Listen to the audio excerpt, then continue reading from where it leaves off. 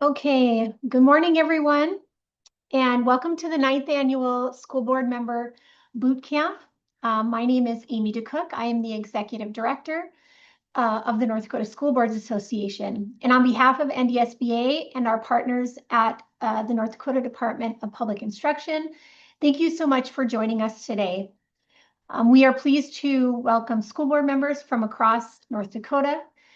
Some of you may be newly elected and just beginning to learn the language, structure, and rhythm of school board service. And others may have served for several years and are joining us for a refresher or to learn more about issues that continue to change. We also recognize that superintendents and business managers may also be participating today, and we are glad to have you with us.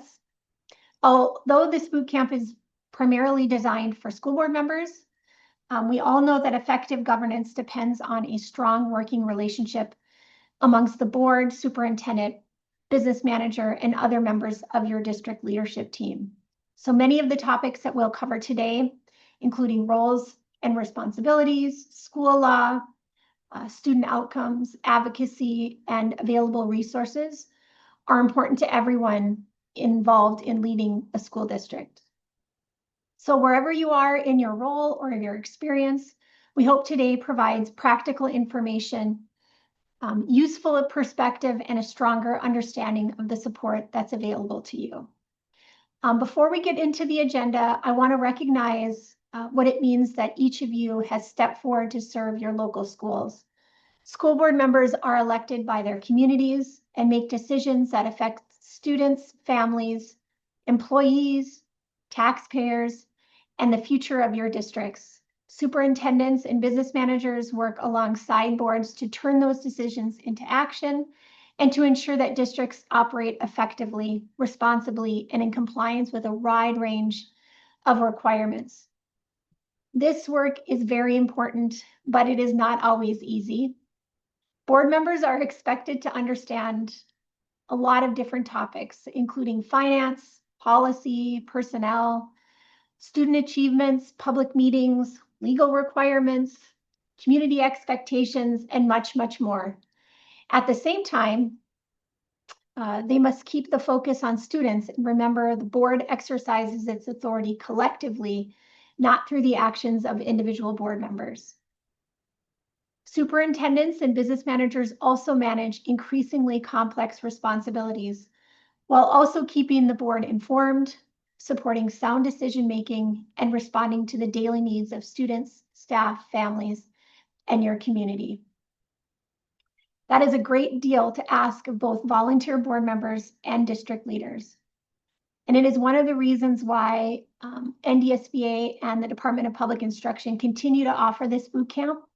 No one begins serving on a school board already knowing everything that the role requires. An effective board service is learned over time through training and professional development, experience, good questions, strong relationships, and a willingness to continue improving. The same is true of the board administration relationship. Strong district leadership requires clear goals, open communication, mutual trust, and a shared focus on students. Today's program is intended to provide a foundation for that work and to connect the major responsibilities of school district governance. Our first substantive session immediately following this welcome will focus on school board service basics and board roles and responsibilities. I will spend that time talking about the board's governance role, the distinction between board work and administrative work, the importance of acting as a board rather than as individual board members, and some of the habits that will help boards operate effectively. Those basics may sound simple, but they are often where the most difficult board issues begin. When roles are unclear, boards can often become involved in daily management. Administrators may be uncertain about the board's expectations, and individual board members may attempt to act without the authority of the full board. So clear goals, good communication, and respect for the board's collective process make nearly every other part of board service easier. At 9:15, Amanda Peterson, the Department of Public Instruction's Deputy State Superintendent, will lead a session titled Statewide Priorities, Local Impact, Continuous Improvement in North Dakota.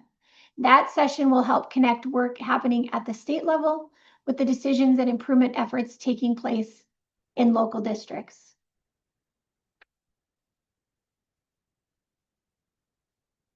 North Dakota places high value on local control, but local control does not mean working in isolation. State priorities, accountability expectations, district planning, and local decision-making all intersect. Amanda is going to help explain those connections and what continuous improvement means for districts and their governing boards. After a short break at 10, Chris-Ann Norby-Johnner, the General Counsel here at NDSBA, will present School Law 101. Board members do not need to become legal experts, but they do need to recognize that when legal requirements affect the board's options and when it is important to slow down, ask questions, and seek professional advice and assistance. You will, if you haven't already discovered this, you will soon, that school law touches nearly every part of school district operations, including open meetings, public records, student matters, employment, contracts, special education, board procedure, and many other areas. Chris-Ann will provide a practical overview of the legal framework board members are most likely to encounter. This session should also be helpful to school district superintendents and business managers who are often responsible for helping the board identify and work through those legal issues. At 11, we are very excited to welcome State Superintendent Levi Bachmeyer. This will be an opportunity for all of us to hear directly from North Dakota State Superintendent about public education across the state and the important role that local school boards and district leaders play in that work. And then we'll take a short break, lunch break at 11:30 until noon. And then when we return, I will lead a session on school boards as the drivers of student academic success. That title is intentional. Boards do not teach classes or manage daily instruction, but they do establish the direction, expectations, priorities, and accountability systems that shape the district's work. A board's choices about goals, monitoring, resources, superintendent leadership, and the use of board meeting time can either sharpen or dilute the district's focus on students' learning. We will discuss practical ways boards can keep student outcomes at the center of governance and work effectively with their superintendent to establish clear goals and monitor progress towards those goals. At 12:30, we will provide an overview of NDSBA resources that are available to support school boards and district leaders. We want you to know where to turn when questions arise during your service. NDSBA provides training, professional development, policy services, legal information and direct legal assistance, advocacy, superintendent search support, evaluation tools, governance resources, and ongoing communications about issues affecting public education. Board members, superintendents, and business managers are not expected to navigate these responsibilities alone. We hope that that session will help you better understand how to make use of the association services that are available to you. And then at 1 o'clock, Erin Oban with North Dakotans for Public Schools will speak about school board members as advocates for public education. Advocacy is not limited to just testifying before the legislature. It includes telling your district's story, building relationships with policymakers, explaining how state decisions affect school boards in your local schools, sharing accurate information with your community, and helping others understand the value and needs of public education. Board members have an important and credible voice in those conversations. Superintendents and business managers also play a valuable role by helping provide the facts, data, examples, and local context that allow board members to advocate effectively. And then we'll close the program today with a short question and answer session from 1:15 to 1:30. And so that is just an overview of our agenda for today's program. Because we are meeting virtually, please use the Zoom Q&A feature to submit questions in writing throughout the program. You do not need to wait for the final session. We will keep track of questions as they come in, address them during the appropriate presentation when possible, and then use the closing session to respond to as many remaining questions as we can. If we cannot get to every question before 1:30, we will follow up afterwards as appropriate. As you listen today, I encourage you to think about your own board and district. What is working well? What roles might be unclear? What information does the board need to make good decisions? How much of the board's time is focused on student outcomes? How effectively are the board, superintendent, and business manager communicating with each other? And what resources or additional training might help your leadership team improve? Now, you're going to hear a great deal of information today in a relatively short amount of time, and no one expects you to remember every detail. The goal is to give you a useful framework, help you identify the right questions, and make sure you know where to go for assistance when issues or questions arise. Most importantly, remember that leading a school district is a team responsibility. Individual board members bring different experiences, perspectives, and strengths, but the board's authority comes through the collective action of the board at a properly noticed meeting. The superintendent and business manager bring professional expertise and are responsible for helping the board understand the district's needs, options, and obligations. The quality of the district's leadership depends not only on the decisions that are made, but also on how board members and administrators prepare, communicate, listen, disagree, and move forward together. So thank you again for the time, for taking the time to be here and for your willingness to serve North Dakota students and communities. NDSBA and NDDPI appreciate your commitment.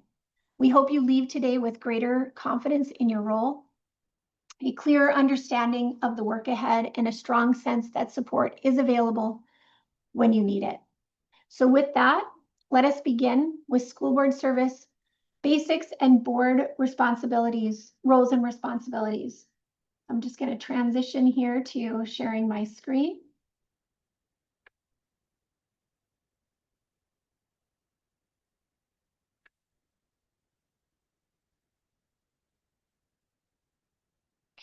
Okay.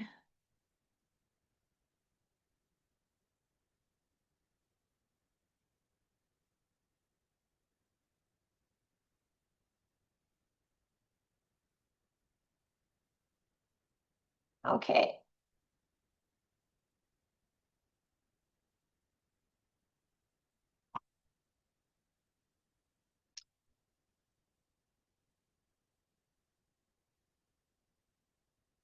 Okay, so this first session will focus on the foundation of effective school board service.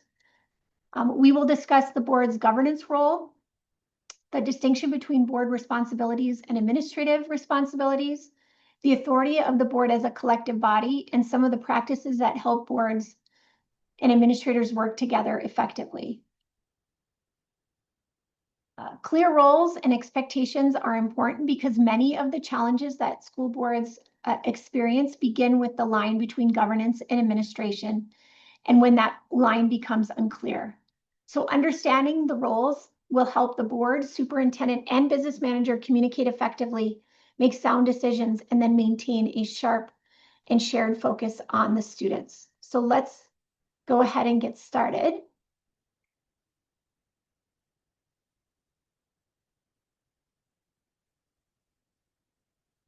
Here we go.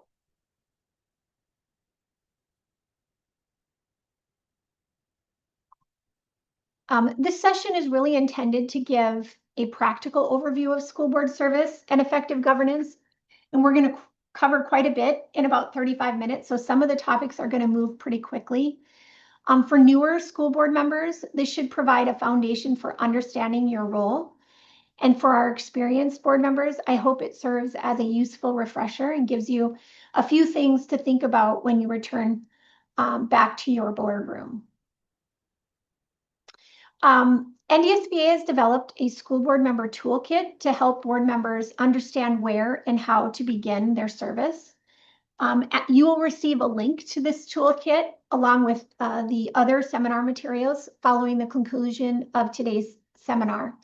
But the toolkit covers the basic structure of school boards, ethics, roles and responsibilities, the board superintendent relationship, chain of command, and some of the legal requirements that come along with board service.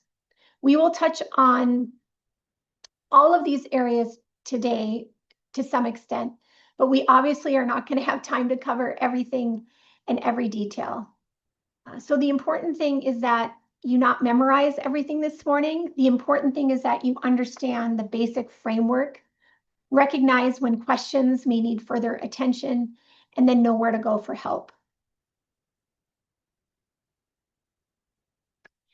At its core, the board's responsibility is to govern the district, not to manage it. That distinction will come up several times today because it is one of the most important parts of effective school board service. The board sets policy and direction, it identifies priorities, and it focuses on the long-term needs of the school district and the outcome the community expects for the students in your community. The board also represents the public interest in education. You all were elected by your community to make decisions on its behalf. That does not mean that every individual community member will agree with every decision that you make as a board. It does mean that the board should listen and consider different perspectives and make decisions based on what it believes is best for the district and its students. The board governs, the administration manages. Both of these roles matter, and the district needs both to work well in order to operate effectively.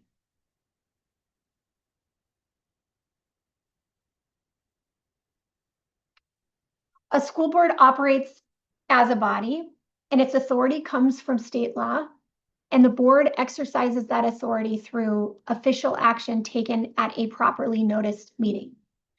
The board's major responsibilities include hiring and evaluating your superintendent, adopting policies, approving the budget and overseeing district resources, setting priorities and goals, and then monitoring progress towards those goals. All of these are significant responsibilities, but at the same time, the authority belongs to the board collectively. It does not belong to the board president alone. It does not belong to any individual board member. That means one board member cannot independently direct staff, commit the district to a specific course of action, or speak on behalf of the entire board unless the board has authorized that person to do so.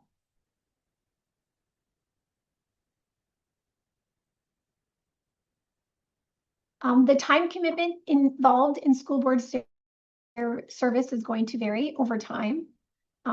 Boards are required to hold regular meetings, and most meet monthly, sometimes twice a month. There may also be special meetings, committee work, training, and preparation time. The commitment can increase significantly when a school district is dealing with a particular issue, like, for example, building a building project, hiring a superintendent, negotiating with teachers, addressing a major budget issue, or responding to a difficult community concern. Board service is more than attending your meetings. Good board members read the materials, ask good questions in advance when appropriate, and arrived ready to participate at your meetings.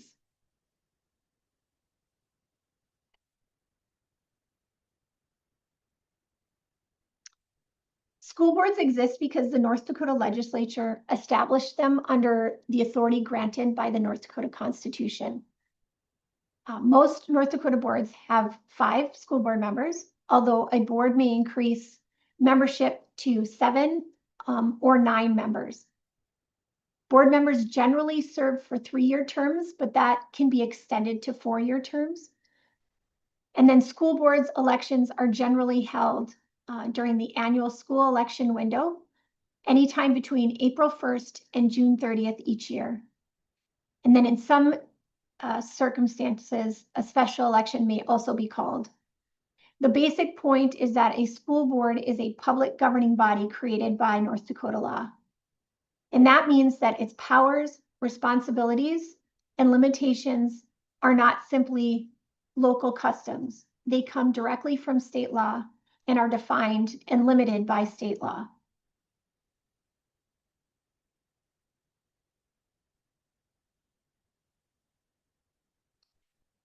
To serve on a local school board, an individual must be a qualified elector of the district. There are some additional requirements that may apply in certain districts, including reorganized district, tribal districts, and positions with rural residency requirements. I'm not going to go through those now, but I just want everyone to understand that the basic qualifier for board service is being a qualified elector, but there may be some additional requirements that apply in certain districts. North Dakota does not impose term limits on school board members, similar to how term limits apply to our legislators and our governors.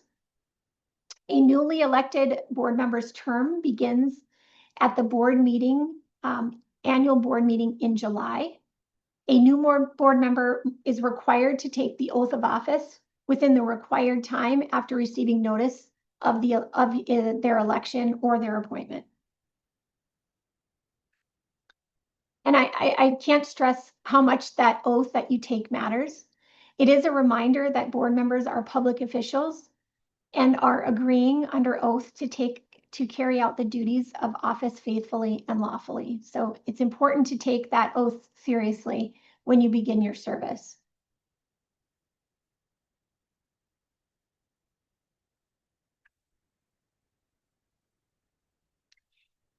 Now, school board members are entitled to compensation under North Dakota law, and compensation is set by the board, usually in policy. And compensation is usually paid on a per meeting basis, but that can vary from district to district and is not required to be paid on that basis, but that's just typically how it's paid in most districts in North Dakota. Board members may also receive reimbursement for expenses that are incurred in connection with their service. When a vacancy occurs on the board, the board is generally required to fill that vacancy within 60 days, either through appointment or through a special election.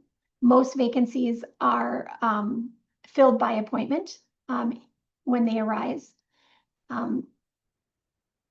Vacancies should not be allowed to remain open indefinitely. An unfilled seat can affect the board's workload, representation, and ability to conduct business. So it's important when vacancies arise to address them as required by law.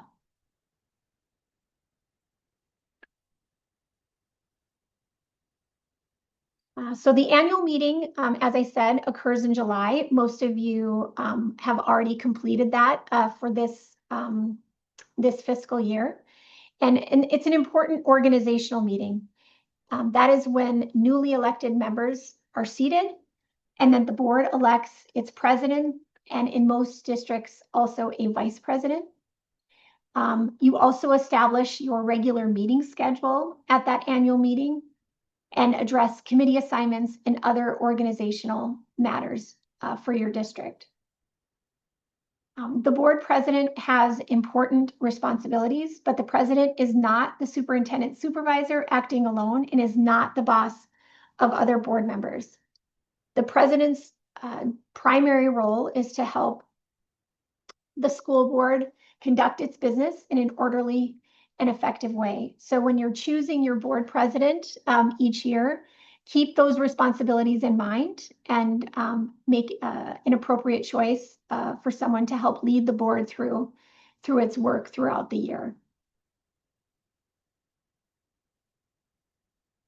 Just a few more points about board meetings.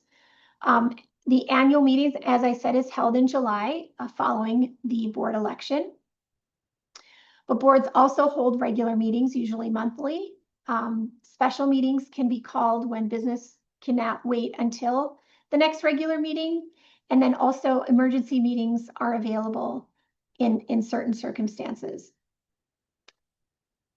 Most board action requires a simple majority, but there are some exceptions where the law requires either a 2/3 vote, or maybe your policy requires a 2/3 vote, or even unanimous approval in some circumstances. So it's important to understand when those special circumstances arise when taking action.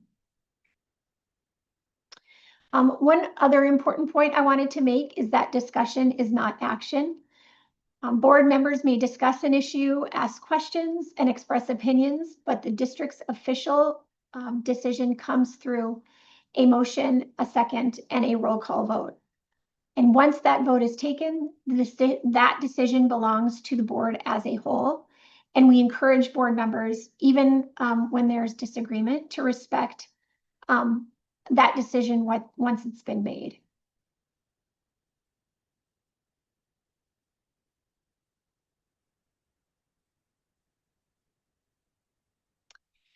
The board president presides over meetings and performs duties as assigned by law or by local board policy.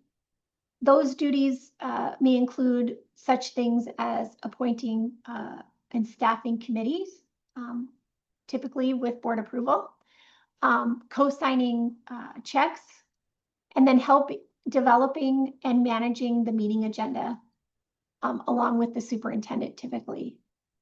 But the board president still only has one vote, just like any other individual school board member. Individual board members have no individual authority outside of an official meeting unless the board has specifically delegated a responsibility to an individual board member, which happens from time to time.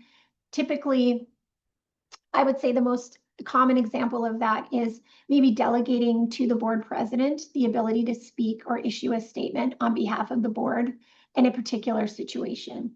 Or, for example, it is very common for a board policy to delegate to the board president the responsibility for handling a complaint or concern regarding the superintendent or the business manager. That's also a very common delegation of individual board member authority. But outside of that, again, individual board members have no independent authority outside of an official meeting. It is very common for individual board members to receive calls from parents, employees, or community members. You can listen and you can help them understand the proper process or how to direct their concerns. But it is important that you shouldn't promise a particular outcome or give direction to an employee or say to a patron, yeah, I'll take care of this or I'll look into this. Board members retain the same rights as other citizens when acting in their personal capacity. But it is important that you should remember that the public will probably still view you as a board member, even when you're outside of the boardroom and not acting on behalf of the board. So please be clear when you are expressing a personal opinion and when you are communicating an official board position. It's important to keep that in mind. I also like to remind board members, or that I know a lot of you serve on the board because you have kids in the district that you serve. And we're grateful for parents stepping up. That is why a lot of you choose to get involved in board service in the first place. And you don't lose that role as a parent. You're still able to go in and talk to your kid's teacher, talk to the building principal, whatever the case may be. However, even in those circumstances, it is often impossible to fully take off your school board member hat. So please always kind of keep that in mind in those situations, and make sure that you're keeping your roles clear when you're, in the school building talking to a teacher or a building principal about a particular issue involving your student.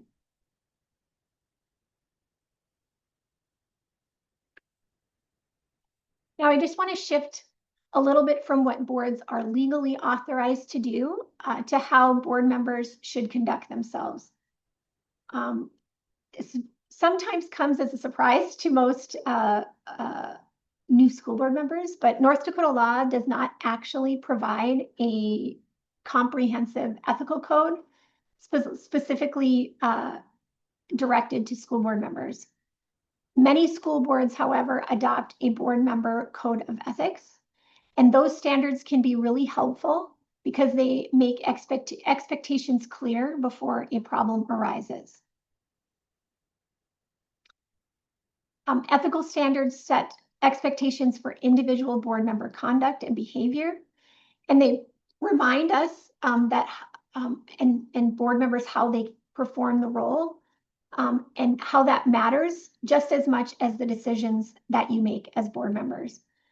Board members should model the behavior that they expect from staff, students, and community members. It is difficult for a board to expect respectful conduct throughout the district when board members are disrespectful to one another or to administration. The board sets the tone, and people throughout the district notice how the board behaves. Even when they don't come to your meetings, they still pay attention. They pay attention to how you conduct yourself out in the community and how you speak to each other. So please always keep that in mind, even when you're dealing with difficult issues. Tensions can flare, that happens, but we encourage you to disagree, in a civil way, in a respectful way.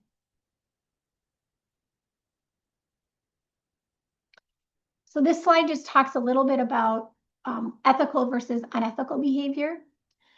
Ethical board behavior includes treating others respectfully, acting in the best interests of the school district, following the chain of command, working as part of a team, demonstrating integrity, and following proper governance procedures.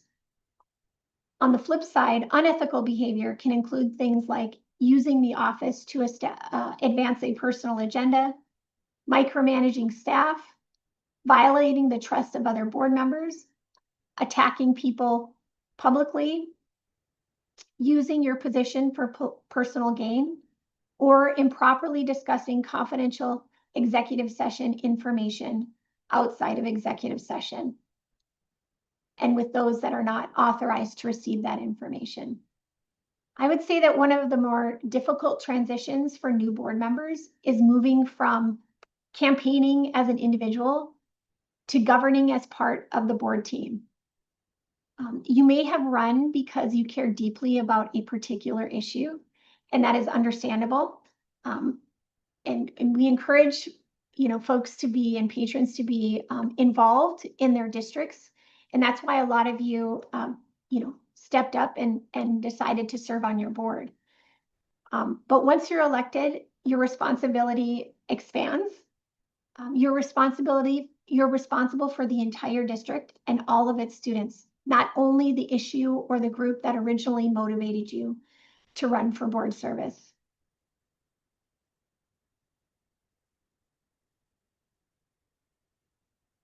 One more thing before I move on. Ethics also involves respecting confidentiality. And you, in your board service as board members, and those of you that serve as superintendent and business manager, you come into contact with confidential information as part of your role.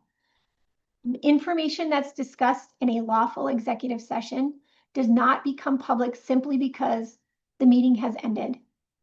Sharing protected information can harm employees, students, the district, and the district's ability and the board's ability to function. So it's really important to keep in mind when you are receiving information that's confidential or during an executive session, it's really important that you maintain the confidentiality of that information and that you don't disclose it to parties that are not authorized to receive it.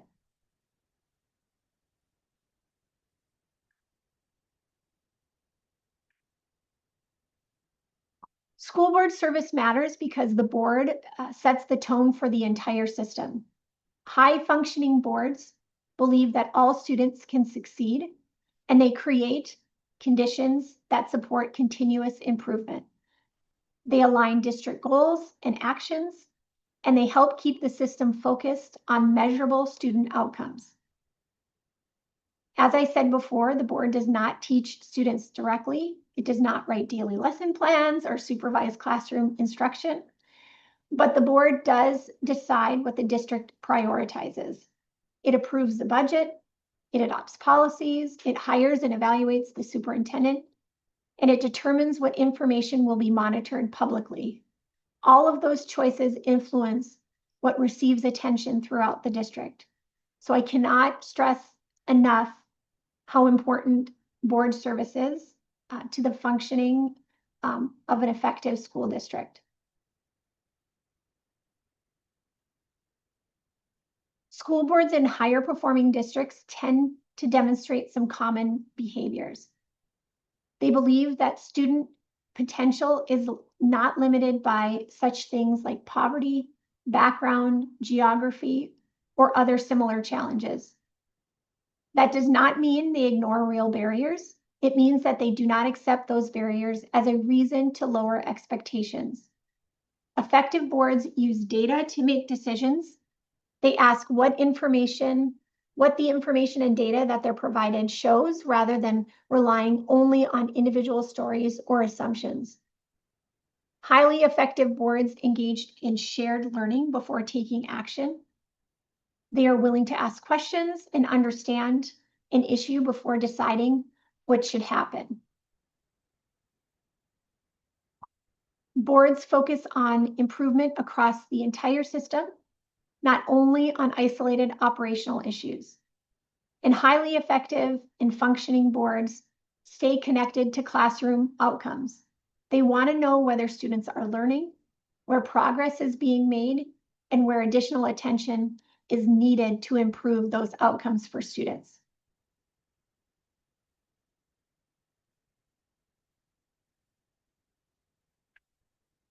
This slide identifies 7 conditions that effective boards help support. The first is a culture of collaboration and high expectations. The second is sustained improvement. Improvement usually requires consistent effort over a long period of time, and boards should be careful about abandoning priorities every time membership changes or a new idea comes along. The third is support and development for staff. The fourth is having clear instructional goals and priorities. The fifth, as I mentioned on the last slide, is using data to guide your decisions as a board. The sixth is community engagement.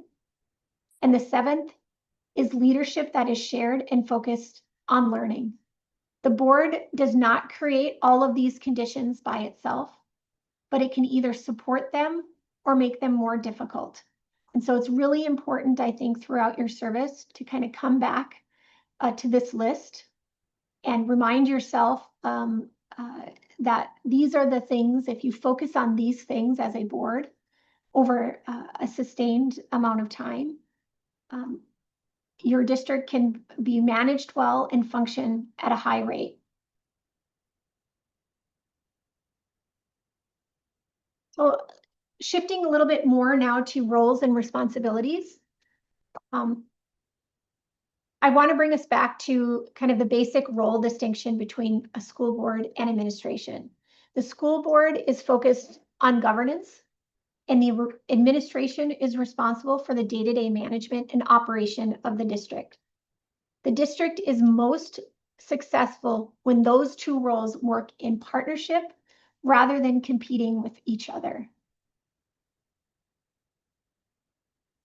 On the governance side, the school board sets the vision, goals, and policies of the district. It evaluates the superintendent, uses data to monitor system performance, and focuses on long-term student outcomes. On the management side, the administration implements the policy adopted by the board, supervises staff, operates programs, and manages the day-to-day work of the district. Administrators then use data to adjust practice and improve implementation in the short term. Both the board and administration may be looking at the same information and data, but they use it differently. So for example, the board may review reading data to determine whether the district is making progress towards an adopted student outcome goal. And then the administration may review that same data to decide whether teachers need additional resources, whether an intervention should be adjusted, or whether a schedule needs to change. The board asks, are we getting the result we agreed was important? And the administration asks, what do we need to change in practice to get there? So hopefully that kind of provides a little bit of an example of the distinction between governance versus management. I will tell you that roles and responsibilities in maintaining that clear role distinction is probably the most important aspect of board service, and is something that all board members and administrators struggle with at times, but it's something that you should consistently remind yourself of, come back to, refresh your recollection on. And I always encourage board members, when you're unsure, ask what your role is, communicate with your administration to make sure that you are respecting and maintaining that line between governance and management.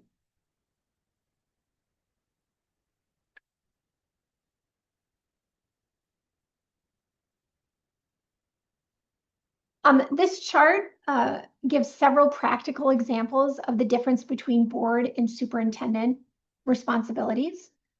As I said, the board governs the district, and the superintendent advises the board and manages the district. The board adopts policy, and the superintendent recommends policy or policy revisions when they're appropriate, and then implements the policies that the board adopts. The board is in charge of its meetings. The superintendent serves as a resource and provides information to support informed board decision-making. The board adopts and monitors the budget, and the superintendent and business manager prepare the budget, administer it, and then manage the details over the budget year. The board establishes board expectations for curriculum, personnel, student services, facilities, and other district functions. And then the administration develops recommendations and then carries out the work of meeting those expectations that the board sets. The board does not need to make every decision for the district to maintain accountability. In fact, trying to make every decision usually weakens accountability because it becomes unclear who is actually responsible for what. So the board should be clear about the result that it expects, and then allow your superintendent and administration to manage that work.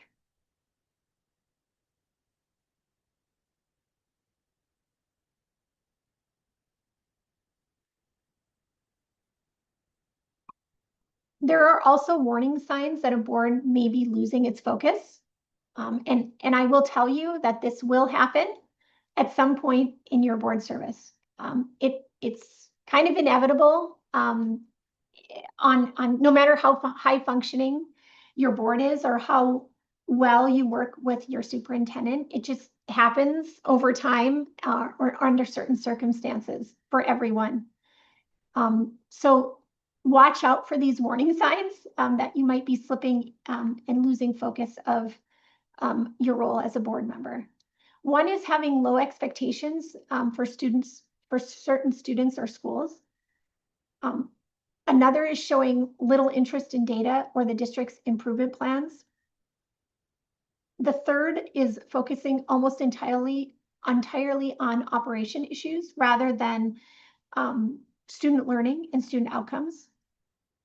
Boards can also become ineffective when they allow the superintendent to own all of the information.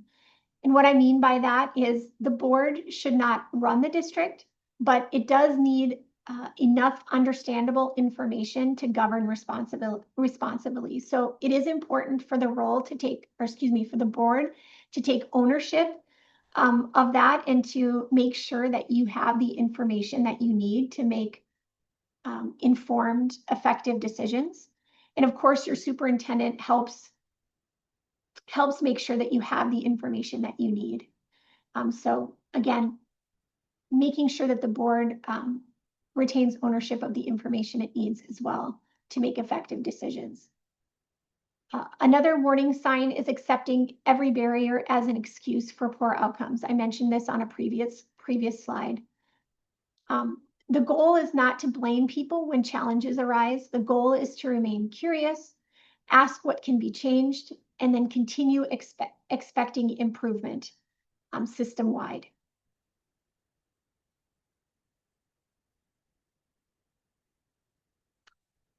Now these next two slides cover some information that I came across, gosh, I don't know how many years ago, but I think I always remind board members who are starting out their service of these 5 rules, and they might seem obvious or even to some extent a bit cheesy, and you'll see what I mean here in a minute, but they are really important, I think, to keep in mind and to follow as you move through your board service.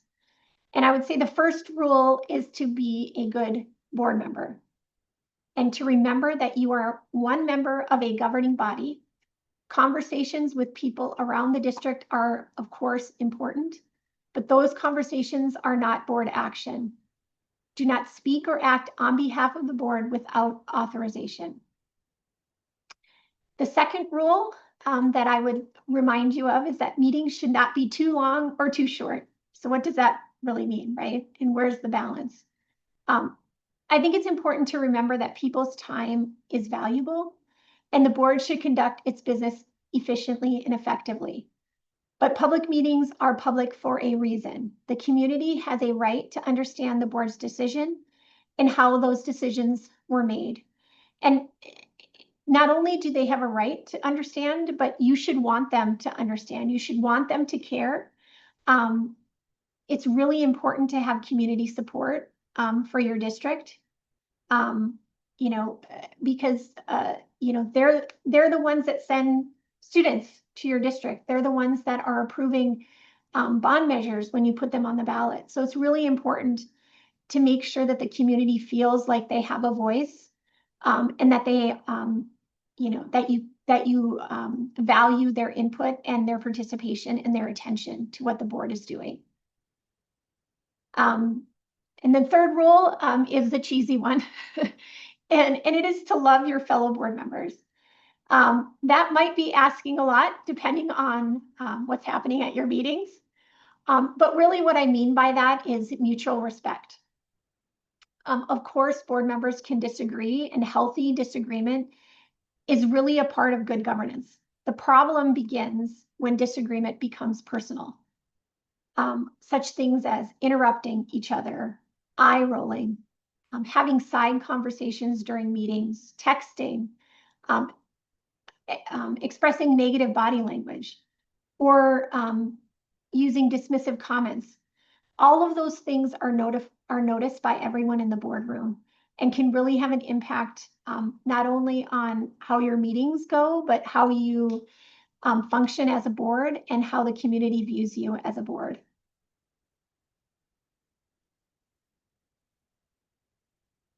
The fourth rule, and I kind of covered this a bit with the second rule, but the fourth rule is respecting the community. Board members should hear and consider public input. You are elected to represent your community, and people should have an appropriate opportunity to be heard. That does not mean, however, that the board must agree with every speaker or act on every request. And it does not mean that community members should be treated, or it does mean that the community should be treated respectfully, even when emotions are high and you're dealing with contentious issues. And then the final rule is that no board member is an island. Consensus is part of the board's job, but it doesn't mean that everyone must agree on every issue.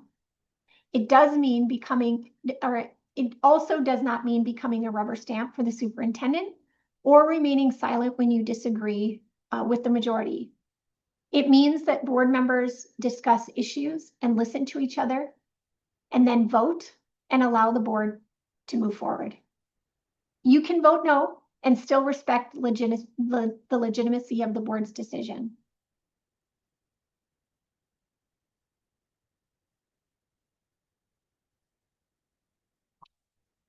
This slide just contains 5 simple reminders. You should be asking questions, especially about student learning and progress. Questions are not a sign that you are not unprepared. Good questions are part of responsible governance, so please ask questions. Make sure that you're adequately informed to make good decisions. You should learn the district's goals and understand how schools are progressing towards those goals. You should be visible, respectful, and engaged as a board member.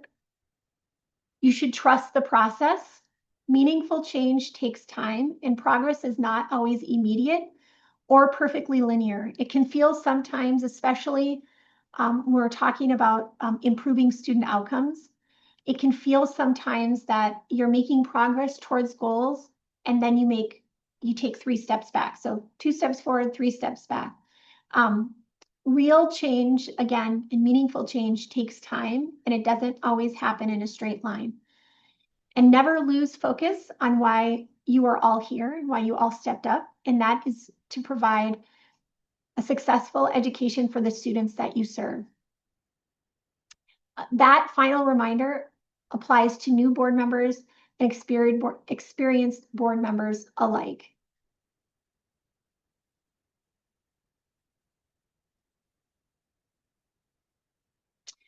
I want to leave you with just 2 of these thoughts that are on the screen here.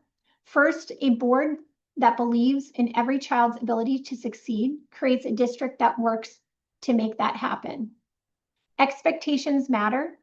The question a board asks, the goals that it adopts, and the information that you monitor send a strong message throughout the system.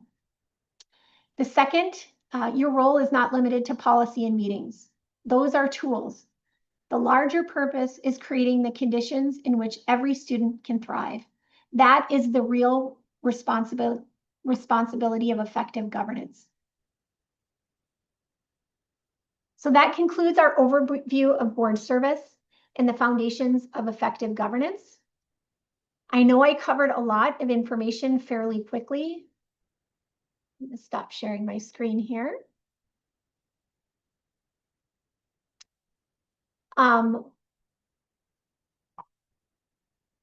But please, I'm just going to check to see if we have any questions. Excuse me, I lost my screen there. We don't have any questions now, which is probably good because we need to move on to our next session. If there are any questions that come up about anything that we talked about or I talked about this morning so far, and you think of it afterwards, again, please feel free to reach out to NDSBA and the Department of Public Instruction. We are all available here to help when questions arise during your board service. Okay. Let me see if Amanda is signed on.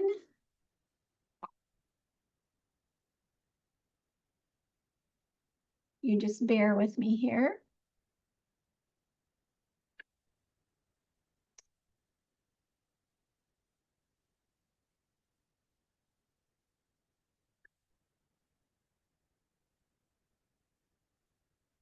Okay.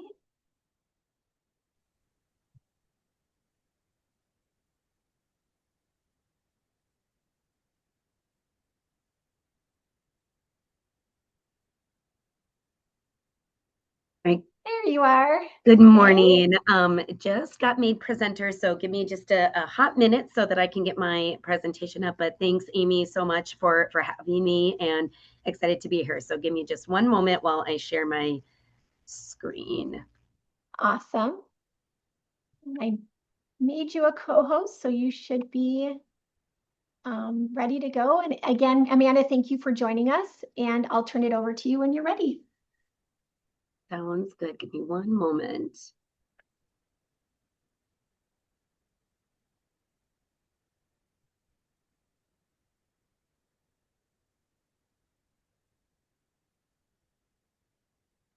All right. Are you able to see my screen, Amy? Yep, Thank you. you're all Okay, good to thank you go. so much. Hi, everybody. I am so glad to be here. My name is Amanda Peterson, and I'm serving as the Deputy Superintendent at the North Dakota Department of Public Instruction. But more importantly, I also serve as a school board member, and I was just elected to another 4-year term for the Bismarck School Board.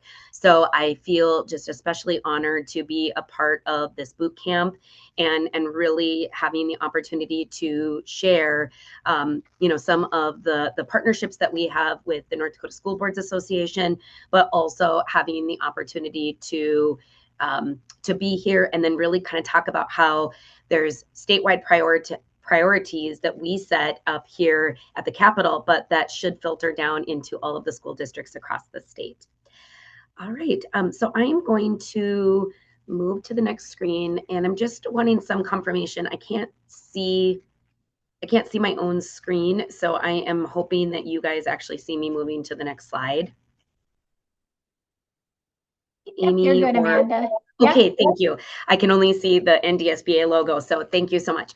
All right, so the first thing I want to do, and I do believe that you get to see and hear from Superintendent Bachmeyer later today, but we have had some transitions here at the North Dakota Department of Public Instruction when we've had State Superintendent Kirsten Baszler was appointed as the U.S. Assistant Secretary for Elementary and Secondary Education at the federal level.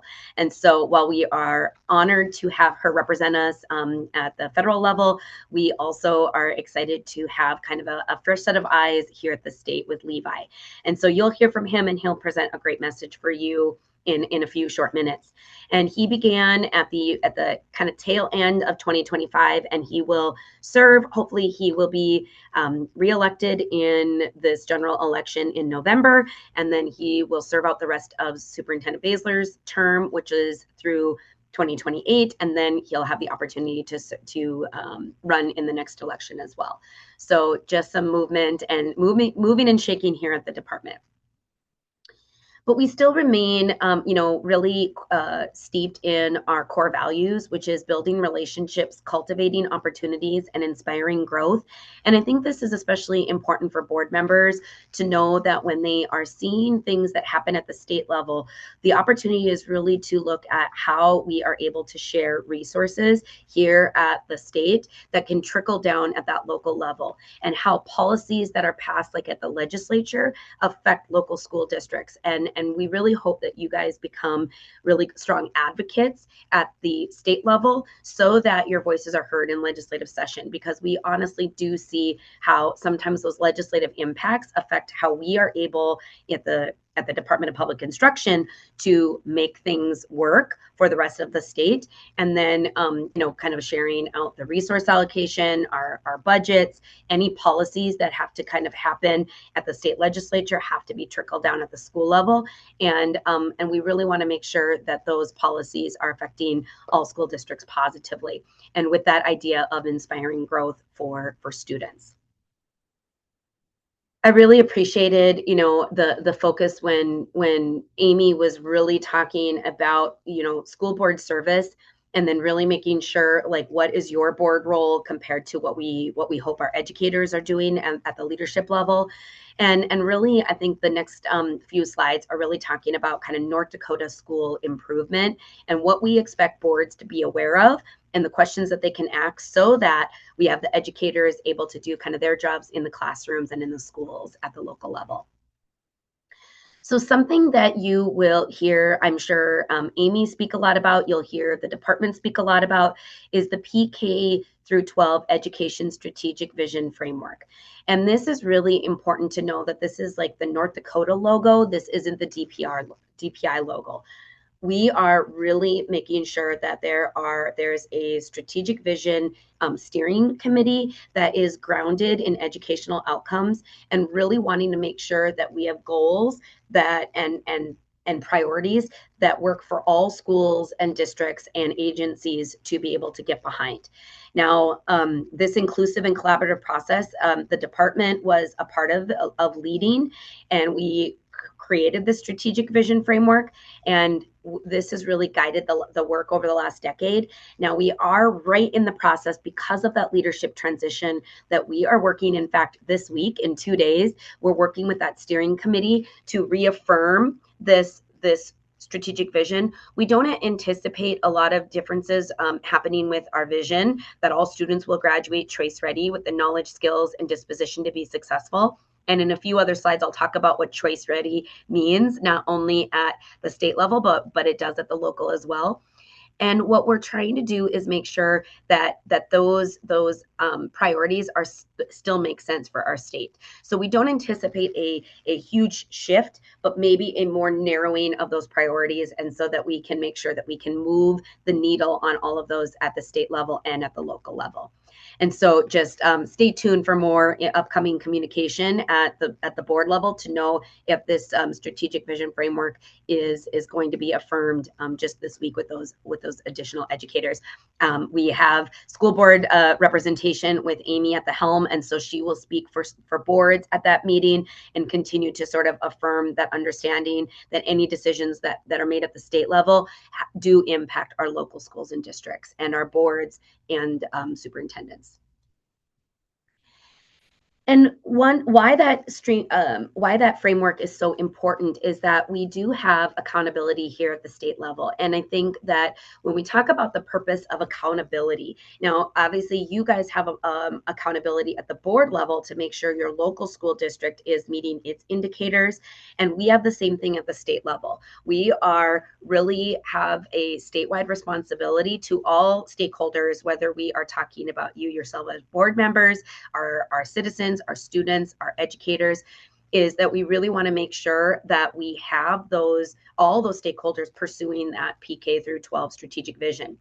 And the goal of that is to provide transparency and public reporting of key performance and improvement indicators for school districts and the state.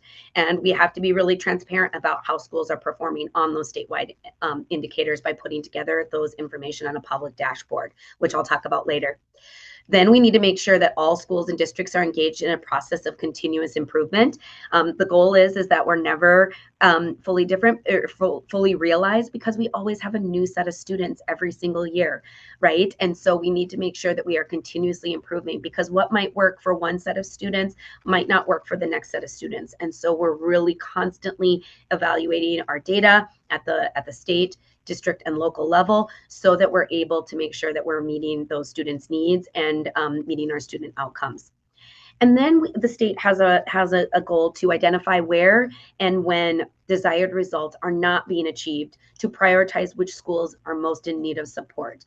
And just like you should be doing at the local level, to prioritize resources to schools, if you have multiple schools within your districts and multiple teachers within your districts, you should be really looking at that data, and your superintendent should be looking at that data to determine where you can allocate those resources the best. Because as we know, we shouldn't take resources away from schools that are not succeeding. We need to actually provide maybe a just-in-time intervention to make sure that those schools have what they need to succeed. Because as we know, schools that are struggling, whether it's because of turnover, whether it's because of student needs, maybe teacher recruitment and retention, we do know that we need to just really target our resources to where it's needed most. And then we really do then want to increase that oversight, not take it away when we are seeing results not being met. At the state level, we really are constantly evaluating our improvement efforts to make sure that we are deploying the right amount of resources, the just-in-time support, to make sure that we are helping schools that need it. So we talk about that strategic vision, which was sort of the pie in the sky priorities that we hope all schools are able to meet. And we'll talk about each of those indicators in a little bit of a more global sense. But we also have an elementary and high school accountability system, because at the state level we do need to create metrics that allow us to put all of these data metrics together and then have a transparent way for how we are able to kind of rank and sort schools. And so what you can see is our state assessment has a large piece of both of these pies, but we have our state assessment proficiency, but we also have state assessment growth. So on the elementary, the K-8 side, you see that state assessment factors into 60% of how we measure schools, but we also have a student engagement survey that measures kind of our climate and culture. And then at the high school level, we have our choice ready indicator, and we'll talk more about that.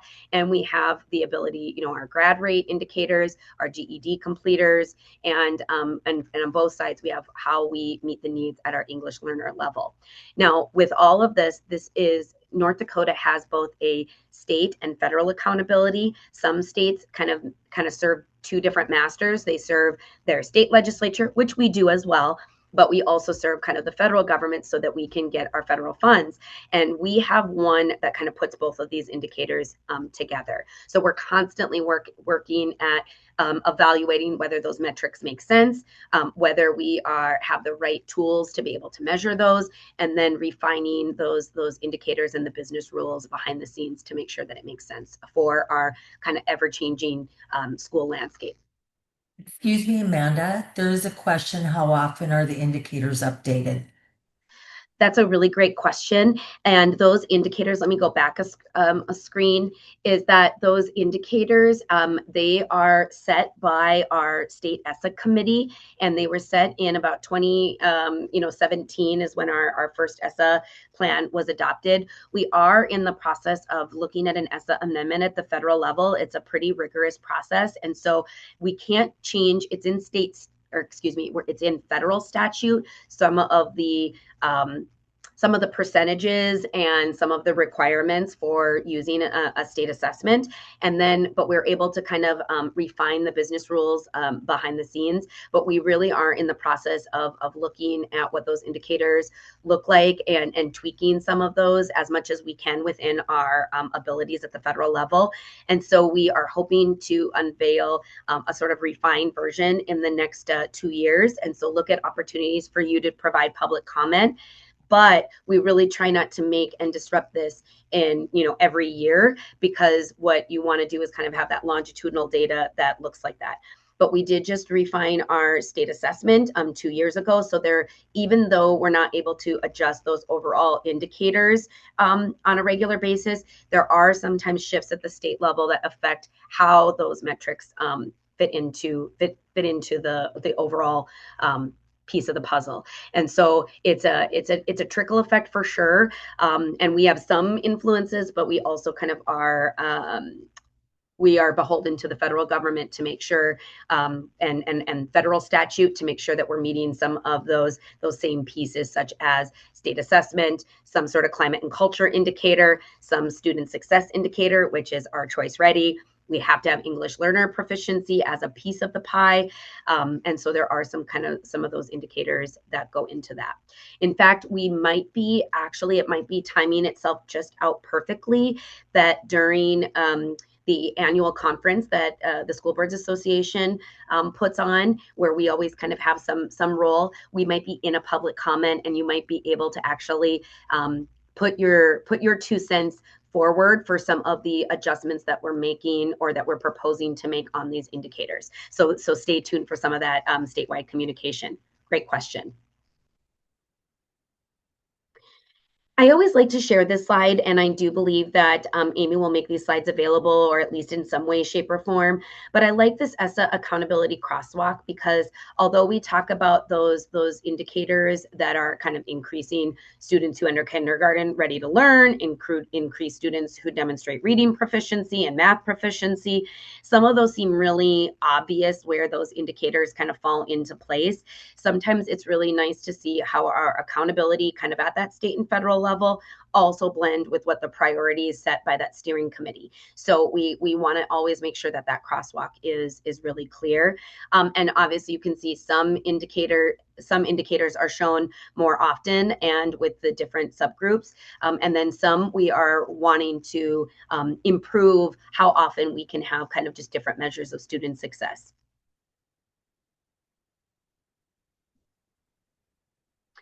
So we have a North Dakota continuous improvement model. And again, because we have both a state and federal opportunity for us to support schools that are in need of support, we always kind of show this graphic because within North Dakota state system of support, schools are designated as one of the following. Obviously, we have a general support and improvement. And North Dakota currently is using Cognia for school approval and the way that they are able to transparently show their strategic plans through a strategy map. That's the visual that, like we sort of say, every school is expected to kind of show that general continuous improvement and receives general support through their title funds. But then when results aren't met, we annually identify schools for targeted support and improvement. And that's an annual identification that occurs around September and October. Every 3 years, we identify schools in most in need of support through comprehensive support and improvement. And if those schools do not exit within a 3-year time period, the North Dakota legislature did pass a bill that allows us to intervene with even more rigorous interventions within our ND first, and that's fostering improved results for school transformation. If your school is identified in any one of these categories, you probably have more engagement with your superintendent about what these indicators mean. And at different times, I might have even spoken to your school board or you've engaged in different ways because there are different indicators. And I can speak for hours on what these mean. This isn't really what that presentation is about. So if you ever have any questions, I would encourage you to reach out first to your superintendent, and then anytime that you have additional questions, reach out to the department, and we can provide some nice overview materials on where these things fall. That accountability calendar for some of those metrics. So speaking of which metrics that are accounted for accountability, we always talk a little bit about when some of these are actually happening. This past year, we did have our student engagement survey launch in February. That was in 2026. It's always around between January and February each year. So we haven't set the window this next year. Our assessment test windows are usually kind of that springtime period, usually about March to May, and it's set at the local level depending on when that fits within that window. And then graduation reports and choice ready reports are all due June 30th. I always share what that looks like because those reports that flow up to the state when your superintendent is filling those out, it's why we don't have data right now for what our graduation rate was last year. Because those reports don't come into us until June 30th, the whole month of July and August is us taking the reports that are shared by each of the local school districts, making sure that we are putting those together with our business rules, and then putting those back out and updating our insights dashboard. So you really won't see it. This is about the time of year that our insights dashboard is like the least helpful because it is almost a year and a half old, whereas we'll do that turnover around that September October timeframe so that you're able to kind of see the next set of accountability results. So I always, in this summer months when everybody wants to go look at their data, they're actually not looking at last year's data. They're looking at, the previous years, like the 24-25 data. And once we are able to roll over in September, October, all of our data kind of gets updated around that time.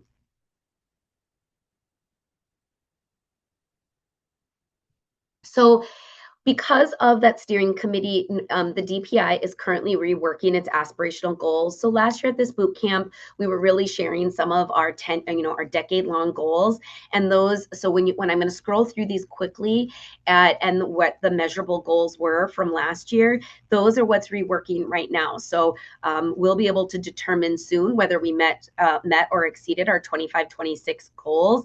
But now we're about to set the next kind of 5 to 10 year vision under Superintendent Bachmeyer. higher. So I'm going to go and just sort of rework, kind of breeze through some of these goals, but just know that when we set those aspirational goals or those goals at the state level, we are hoping through the work that you do with the School Boards Association and what your local superintendents are doing, that they'll adopt some of these goals themselves, and you'll see it kind of within some of their strategic planning as well. But that sometimes happens like maybe over the next two to 3 years. So you can see kind of some of the goals and some of the actuals that we had set. These were called aspirational goals for a reason. And we were recovering from COVID. So you can see that we sort of we were kind of on a really high trajectory, and then we took a little bit of a dip, and we've been trying to climb ever since. So I'm going to go through these. These were from last year's data, but we will kind of have updates soon about where we are. So I'm going to go through these so you guys can all see them, and you'll have these slides. And these are all just insights visuals that when I get to our insight slide, you'll have access to.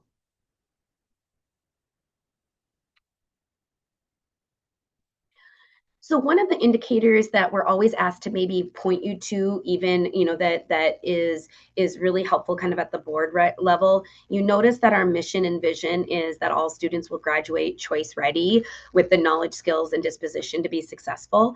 And what that means, obviously, regardless if you are working with your K-8 students or your 9-12 students, we are really looking for graduates to be ready for the real world, so to speak. And so with that being said, we do want to say that Choice Ready is really important component of our accountability system to measure whether it says our high schools produce students who are ready for success, but we know that our high schools can't prepare students that are ready for success if their elementary and middle schools didn't get them ready along the way. So it's one of our indicators at the 9 through 12 level, but it's really intended to measure growth amongst our secondary schools.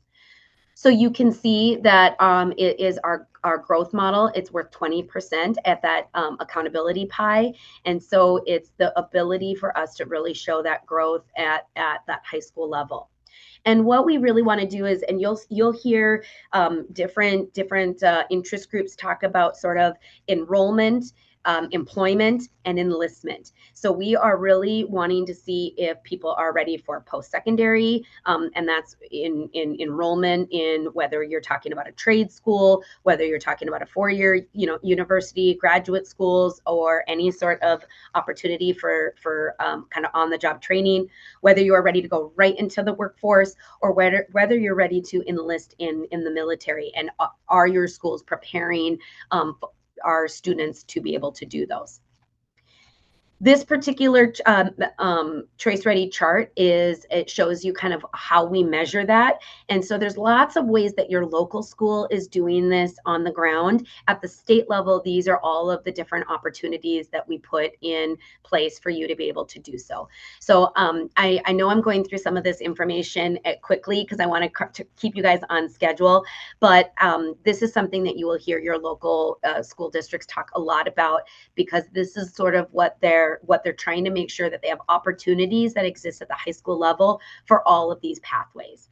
And although we want students to be ready for all 3 of them, at the state level, we are making sure that students are ready for at least 2 out of the 3 indicators, whether it's post-secondary and workforce, post-secondary and military, or military and workforce, or any sort of combination of the 2. We want to make sure that they are able to have some of these success indicators at all those levels.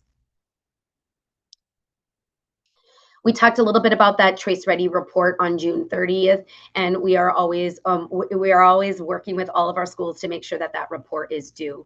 So I know a lot of you all were most likely elected and at some time in June, and are starting your board service right away in July. So you'll really want to make sure that you're asking questions as to how your students are kind of growing over time.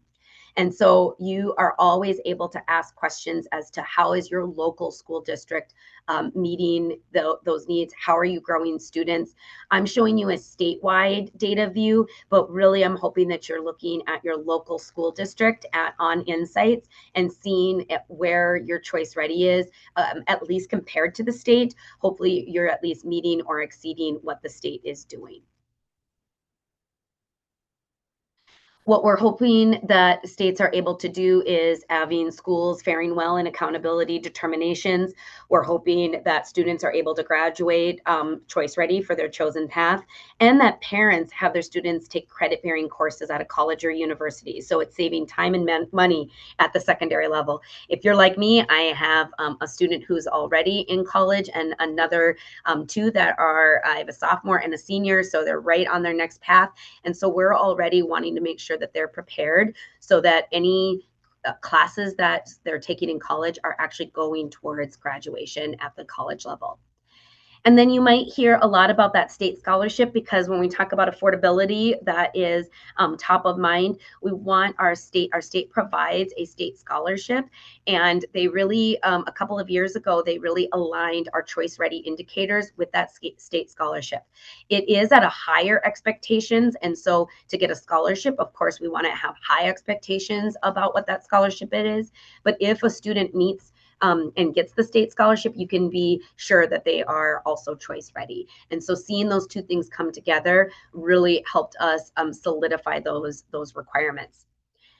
And then we're hoping that when they join high school, so when they're at that kind of ninth grade, that they outline steps for how they are considered choice ready in that 4-year rolling plan, so that they are kind of putting things together. We talk about pathways post graduation, but this is a pathway to help our ninth graders really succeed. And it's supposed to meet, schools are supposed to be meeting individually with students to discuss that plan. And that documentation is shown in Are You Ready? And so we really partner the Center for or the Career and Technical Education, or CTE agency, is a different agency, but works really closely in partnership with the Department of Public Instruction to make sure that we are having access not only for Are You Ready, but for those career ready practices. I know a lot of your local school districts have CTE programs, or they work with the CTE center. And so just wanting to sort of show that that collaboration exists not only between the School Boards Association and DPI, but also with our career and tech educators. What we're hoping is that this Are You Ready homepage also really helps our students do high school planning, college planning, career planning, and even starting to have that conversation about how they can be ready for financial aid. So it's really just a tool for schools and districts to use to make sure that our students are graduating choice ready. And that those key features are to talk, this just talks a little bit more about what they can do. So it's really just a way, especially as you're talking about whether your school system is producing the outcomes that you're hoping for. At that end of the day, we're hoping that our students are able to graduate. And so we want to make sure that that your schools are participating within Are You Ready and having those individual conversations to prepare those students for the next step. So what we really want you to think about with all of this information, with choice ready, with accountability, and all of those things, really mimics what Amy had talked about in roles and responsibilities. We want you to make sure you're having conversations with your superintendent and principals, where you're really having them expanding options available to students, building those elements into the school day, allowing activities outside of the school day to really influence what is able to happen to influence those student outcomes. You're wanting to make sure that they complete their choice ready reports. We didn't really talk a lot about CREAM and CLEM options, but those are opportunities for dual credit and for students to have additional opportunities to sort of influence how they perform on the state assessment. And so those are opportunities that they can do to improve their ability to succeed at the high school level. And then we really know that it's a key piece with our board member engagement is to partner with those business and community and our parent stakeholder groups to make sure that we're creating those opportunities for students. So this is a nice slide for you for questions to ask the superintendent and or principals, and you can do that at at your next meeting. Sometimes that these are opportunities kind of within maybe your September meeting as the data rolls over at the state level. You should have your superintendents sharing what some of the information for the seniors were. Now they have their local level data, even though our state rollover doesn't happen until September, October. At the local level, they should be able to answer these questions for you. How many of your seniors were post-secondary ready, workforce ready, and military ready? How many seniors graduated choice ready? How close it is to the graduation rate overall? What was your growth? Who coordinates these efforts at the local level?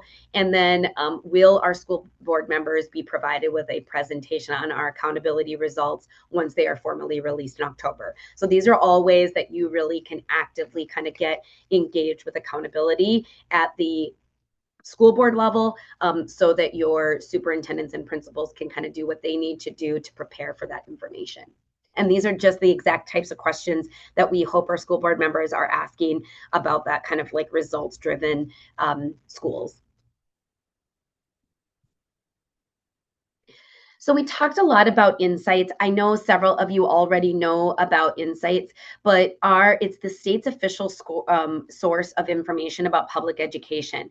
And although right now, if you go to it, you'll be able to find all that information for 24-25, and your 25-26 data will be rolling over in about a month or so, or maybe 6 weeks.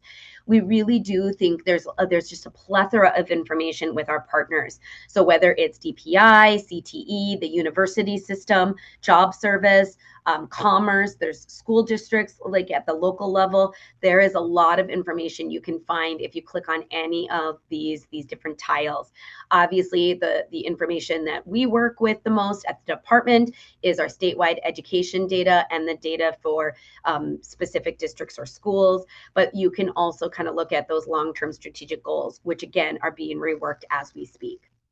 But it's intended to inform policymakers, agencies, researchers, and communities on our North Dakota public schools, and that means you as well.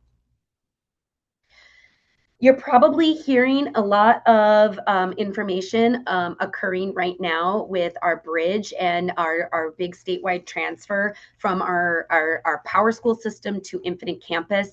So bear with your local superintendents.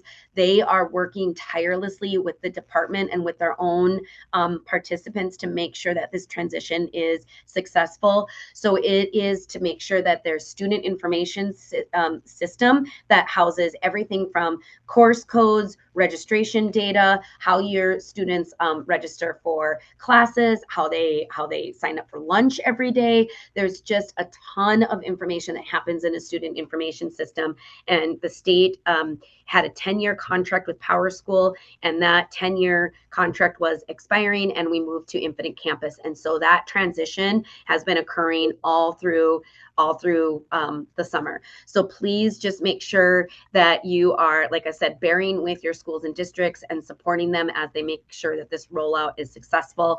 We just were talking about it here at the department. We wish we had one more month in the summer. There's no way to add one more month of time from the time that we say goodbye to students in May or June and summer school to the times that we are grading them in August and September. And so just bear with us in that very abbreviated timeline to make sure that we are hoping for a more powerful student information system that really allows the state and the local school districts to have a more regular flow of data. So stay tuned for more information. And there's lots of ways that you can kind of register for information. The thing that I hope that you guys all become a part of is that you subscribe to our messenger. You can find that right on any old episodes, any old newsletters, previous ones on our website, and then you can see all of the different updates. I just pulled the most recent one in July 24th. They come out every Friday. And so hopefully you're subscribing even as a school board member, and that gives you that high level information for you to kind of bring back and be kind of aware of just the language that your superintendents are dealing with. And so hopefully you're able to access that. And that is, I went very fast because of the timing, but I know that you may have questions. And just like Amy said, if we've got time for questions right now, I will answer them. I know you'll be hearing from Levi in just a moment, but anytime, my contact information is right on the screen. And even if I don't know the answer, I will be able to direct you to the right person within our team to do so. And believe me, we are just very, very proud of our partnership with the School Boards Association. I really want to thank you all for your service. We know that there is a lot of education lingo that we use all the time. Hopefully today will give you that sort of just broad boot camp overview, but I know it's a lot when you're a new school board member. Ask a lot of questions and really I really hope you spend a lot of time just kind of listening and learning in your first few meetings, so that you're sort of aware of what you can do as service. And with that, I will kick it over to Amy to either answer any questions that were in the chat, or for us to kind of move on to, I think you guys have a break coming up. Yes, thank you, Amanda. I don't see any open questions, but I can't stress how valuable it is to have Superintendent Bachmeyer and Amanda in the positions that they are. As Amanda stated at the outset, she is a local school board member herself and has served on the Bismarck School Board. It was just reelected. And Superintendent Bachmeyer worked as a business manager in our second largest school district in North Dakota for prior to becoming superintendent. And so they have personal experience in your shoes. And I can't stress how valuable that is as a partner to have them in the positions that they are. So I really appreciate you, Amanda, and joining us. And with that, we will take a quick, probably shorter than a 10-minute break, but enough for you to get up, maybe use the restroom, stretch your legs, and we'll be back here. Let's say we'll try to start at 10:10. So if you guys could get back here on that, we will start with our School Law 101 session at that time. Thanks again, Amanda. Thank you so much for having me. Bye, everybody.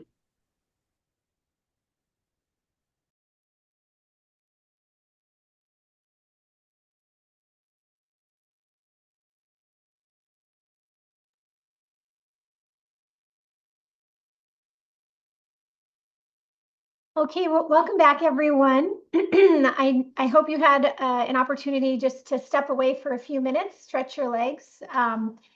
But we want to keep us on track so that we can get you out of here on time later this afternoon. But our next session is School Law 101.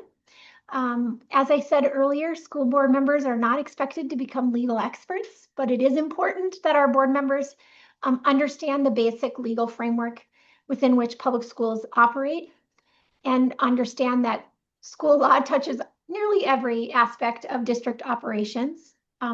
So our next presenter, Chrisanne Norby-Johnner, who is our general counsel here at NDSVA, is going to provide an overview of some of those legal requirements that you're most likely to encounter during your service. So Chrisanne, I'll turn it over to you. Thanks, Amy. Great stuff this morning. I will just get moving because I know there's just so much packed into the schedule. Like Amy said, I am going to talk about School Law 101. And just as background, like Amy said, I'm general counsel here at the NDSBA. I also run the legal direct programs and HR direct programs. So I work directly acting as legal counsel for a lot of school districts throughout the state. So some of you on here maybe know of me or have visited with me or seen me at conferences. I also provide that general information that any of our members needs regarding general laws, statutes, policies, things like that.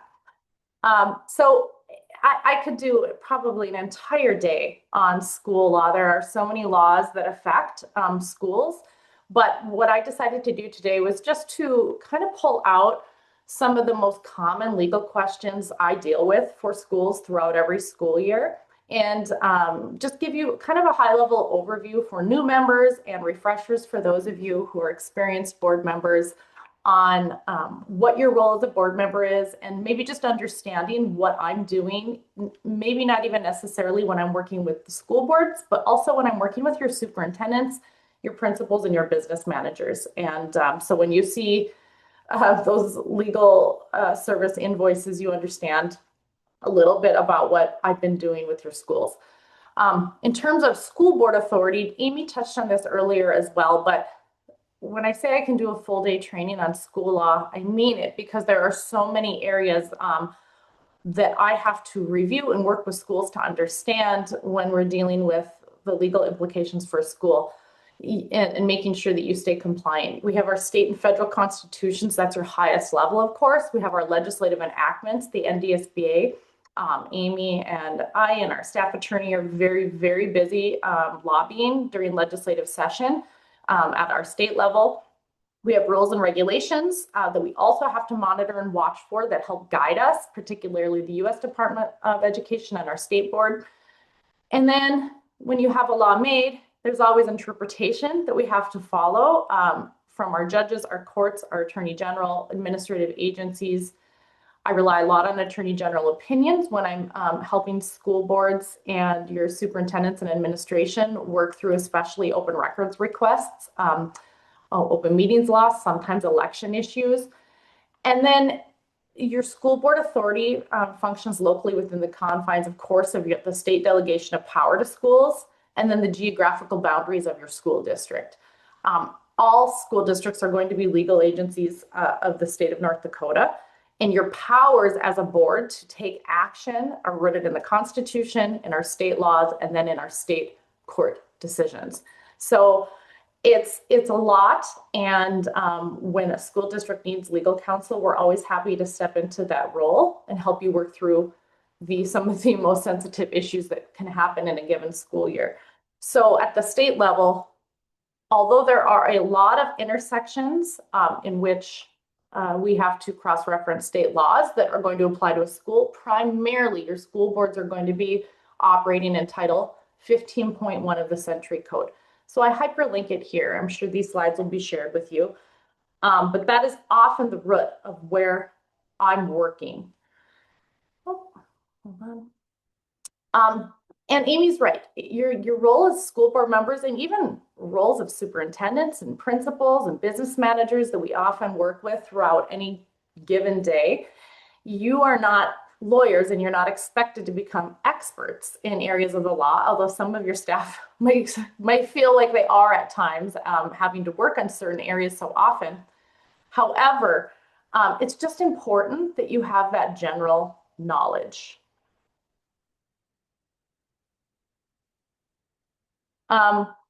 Just making sure everybody can see my slides. Somebody noted that they can't. Let me know if more people are having difficulty.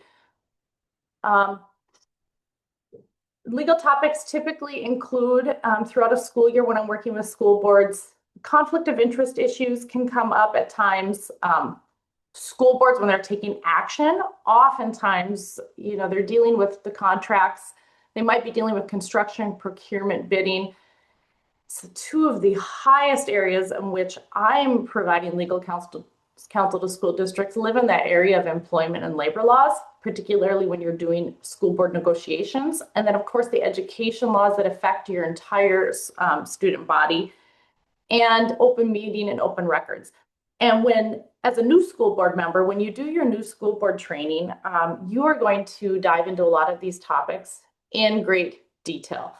I can only give you a high level, of course, today when we're doing a boot camp like this, on some of the most common questions that I get in some of the most common areas I live in. So I highlighted some of the areas that I'm going to talk about just to give you a briefer on when you're first starting as a board member, understanding what laws are important to just have a general knowledge of. And then again, for those of you who are experienced, knowing what the refresher points are to be.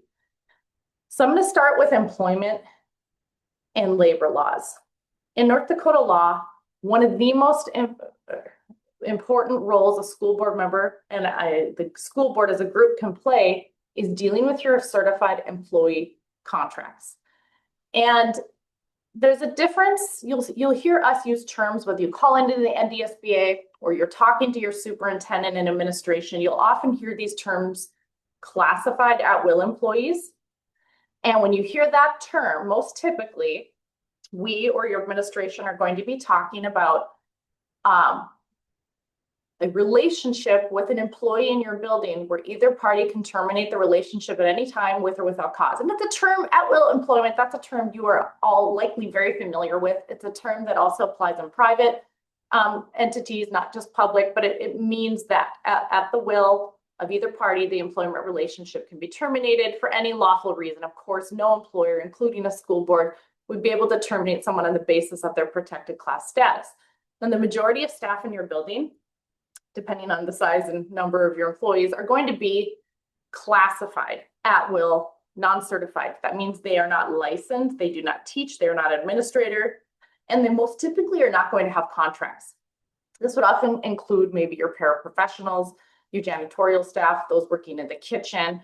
Unless a school board chooses to enter into a contract with an employee who's classified at will, they're not going to typically hold a contract. And oftentimes, depending on the situation, we might recommend that they do not hold contracts. You don't want to inadvertently change the at-will status and the school district's flexibility to make employment decisions based on, particular circumstances.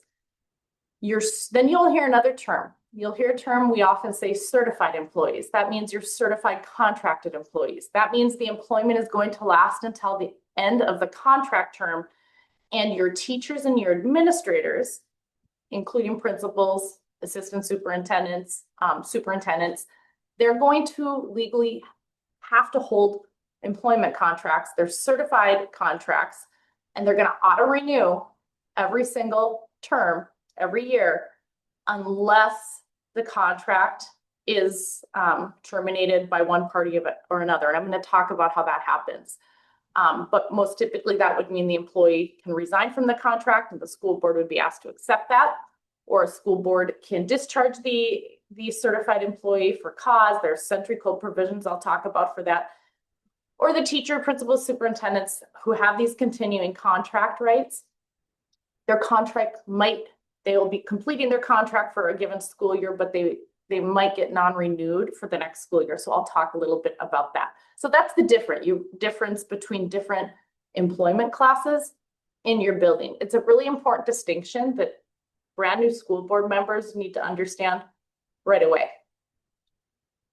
What is a contract? Of course, it is that simple. It's a legally binding agreement that creates mutual obligations enforceable by law. So in school districts, it's your school board on one side of the contract, and it's going to be your teacher on the other side, the principal on the other side, or the superintendent on the other side.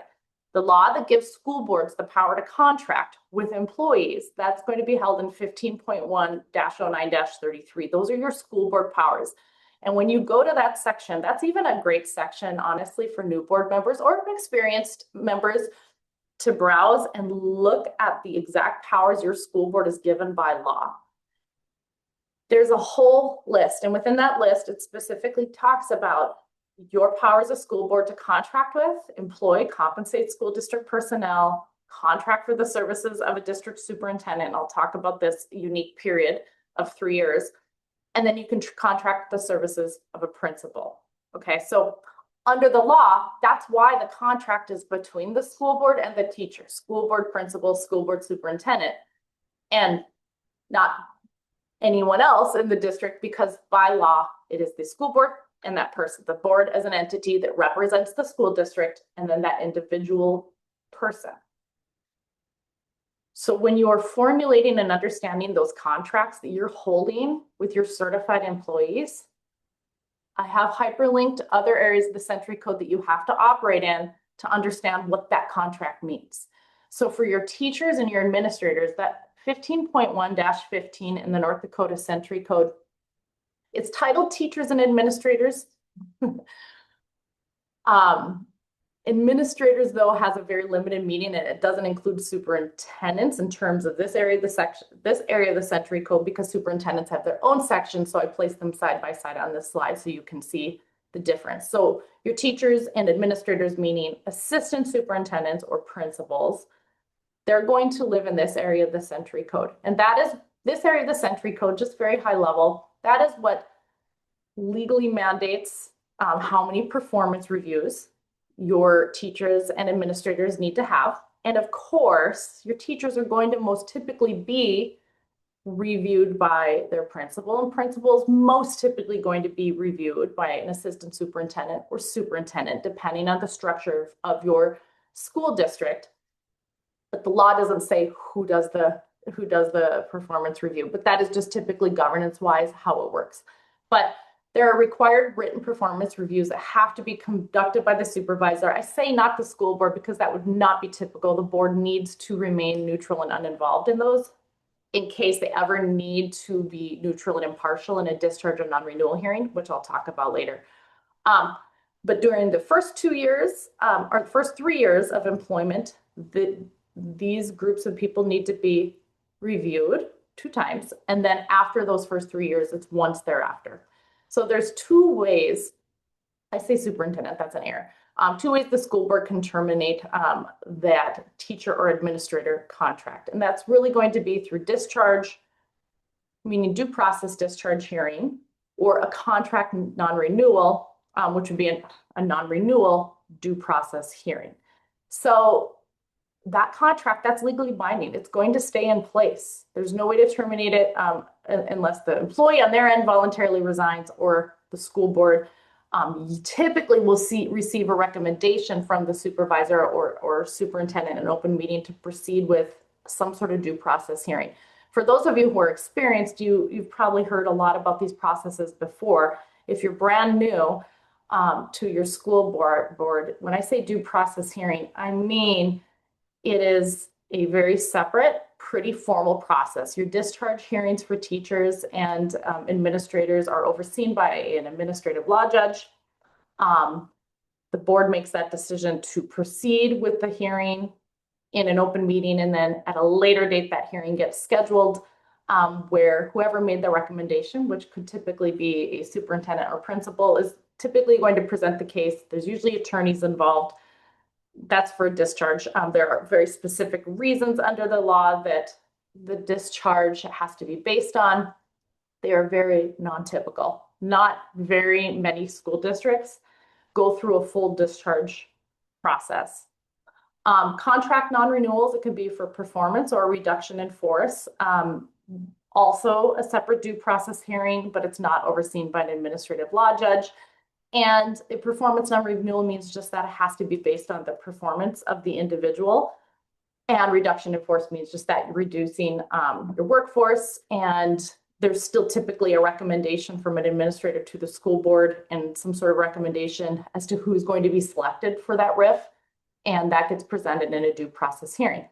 The most important thing I like to emphasize for school board members, when I talk about contract non-renewals and discharge hearings, it's just so incredibly important that you remain neutral and uninvolved so that you are neutral when you are called upon to listen in an impartial fashion and make a decision. That's what due process means. Your certified employees have what we call under the law a property interest in their job. And when they have that interest in their job, that means they are afforded due process before they are terminated. And due process means that there is a neutral party sitting and making that decision, and that is you as the school board. So you might get a lot of complaints or you might get concerns, and a lot of times those concerns might be about a particular staff member. It's hard as a school board member to say, I can't help you with that, or please talk to superintendent, because you go on the school board and you want to help and you want to be helpful and you want to be responsive, and you might hear things that are concerning. But it is so important for you to understand that if you really want to get to the root of the concern that's being addressed, it is so important that you protect your neutrality so you don't get conflicted out of the hearing. You want to be able to just delegate, and that goes back to Amy's explanation of really healthy governance structures in districts. You want to direct that person back down the chain of command and reserve yourself for that important piece you need to play in the event of a hearing. And it's very similar process for superintendents as well. It's just that their section of the Century Code, obviously, school board is their direct supervisor. So evaluations are not conducted by anyone but school board, right? And they always have to have 2 evaluations each year. But the neutrality is still important. It's just that in that way, when you are the direct supervisor for your superintendent, you have to really have a lot of trust and delegation to your board president, who will handle complaints, make recommendations to the full board, and that sort of thing. Yes, these slides will be available, and I'm going to fix that error too. So moving along, again, I do full hour presentations just in this, so I don't want to stick on that too long. But another very important part when you're understanding what those contracts you sign with your certified staff means is that also to understand negotiating with the school board. So in 15.1-16, that is the section that discusses what negotiations mean. And as a new board member, remember, every single person signs a contract each year, and it means something, it really does. But for your teachers, most school districts in North Dakota, the teachers have formed collective bargaining units. Very few districts, I know a couple maybe that don't have that in place, but most of you do. Most of you every year or 2 years will negotiate with your teacher unit. And that means those teachers are those who are licensed or approved by ESPB and employed primarily as a classroom teacher. That is just the definition coming right out of 15.1-16. And when they collectively bargain, that means that anything in that, sometimes it's called a negotiated agreement, collective bargaining agreement, master contract, whatever your school district calls it, you start from there before drafting their individual contracts. So you go through the negotiation process. Most negotiated agreements have, of course, a salary schedule with steps and lanes. That's how you determine as a board how much your teacher is going to be paid. But there's also a lot of different sections in a negotiated agreement that is unique from district to district. Some school districts have 2-page negotiated agreements. Some of you have 20-page negotiated agreements. It is unique to your district. Different benefits such as sick leave, vacation, oftentimes that can be in your negotiated agreement. Some negotiated agreements have grievance processes, not all do. Anything can be brought to the collective bargaining table, the negotiating table, and your school board has a negotiating committee, the Teachers Education Association has a negotiating committee, and you go through that process. If you are experienced on this webinar, you know what that looks like. Even if you're new to the board, you've probably seen it or experienced it, or you know of it, but it's a very formal process. Once that negotiated agreement is in place, there are very few benefits or pay that can be provided to a teacher outside that agreement. That's the purpose of collective bargaining. This is the labor law side of what we do as attorneys here.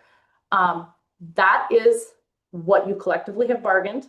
It is going to apply to everybody that is in that teacher group, and you have to follow that.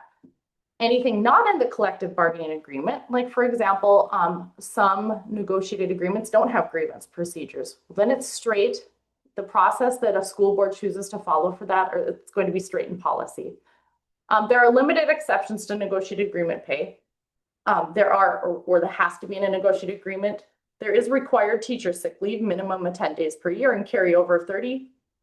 And salary increases that can be made for unfillable positions if deemed that by DPI. So a lot of times when we get questions about pay for a teacher in particular, it will start with the words, can we? Can we give a teacher a bonus? Can we give this benefit or do this thing? And a lot of times it comes down to a question of what does the negotiated agreement say and what are we allowed to give? So the limited exceptions are signing bonuses. Amy and I get a lot of questions about signing bonuses every year, and those are limited to those who have never been employed in the district in that role and were not employed prior by another school district in North Dakota in that role unless they were employed for at least 2 years. Then I referenced the unfillable position where a teaching position might be vacant and the board has done all the things necessary, right, to try and fill that vacancy, find a suitable, highly qualified candidate. And if they can't, then they can go through the approval process from DPI to deem that an unfillable position. And this is all about being able to provide some incentives to get people to fill the positions, particularly maybe in our smaller school districts, rural school districts, or just in those positions that are just very difficult to fill. The other exception about more pay can be the non-teaching assignments. Sometimes we call them extracurricular roles or non-teacher positions. Maybe you have a teacher that coaches.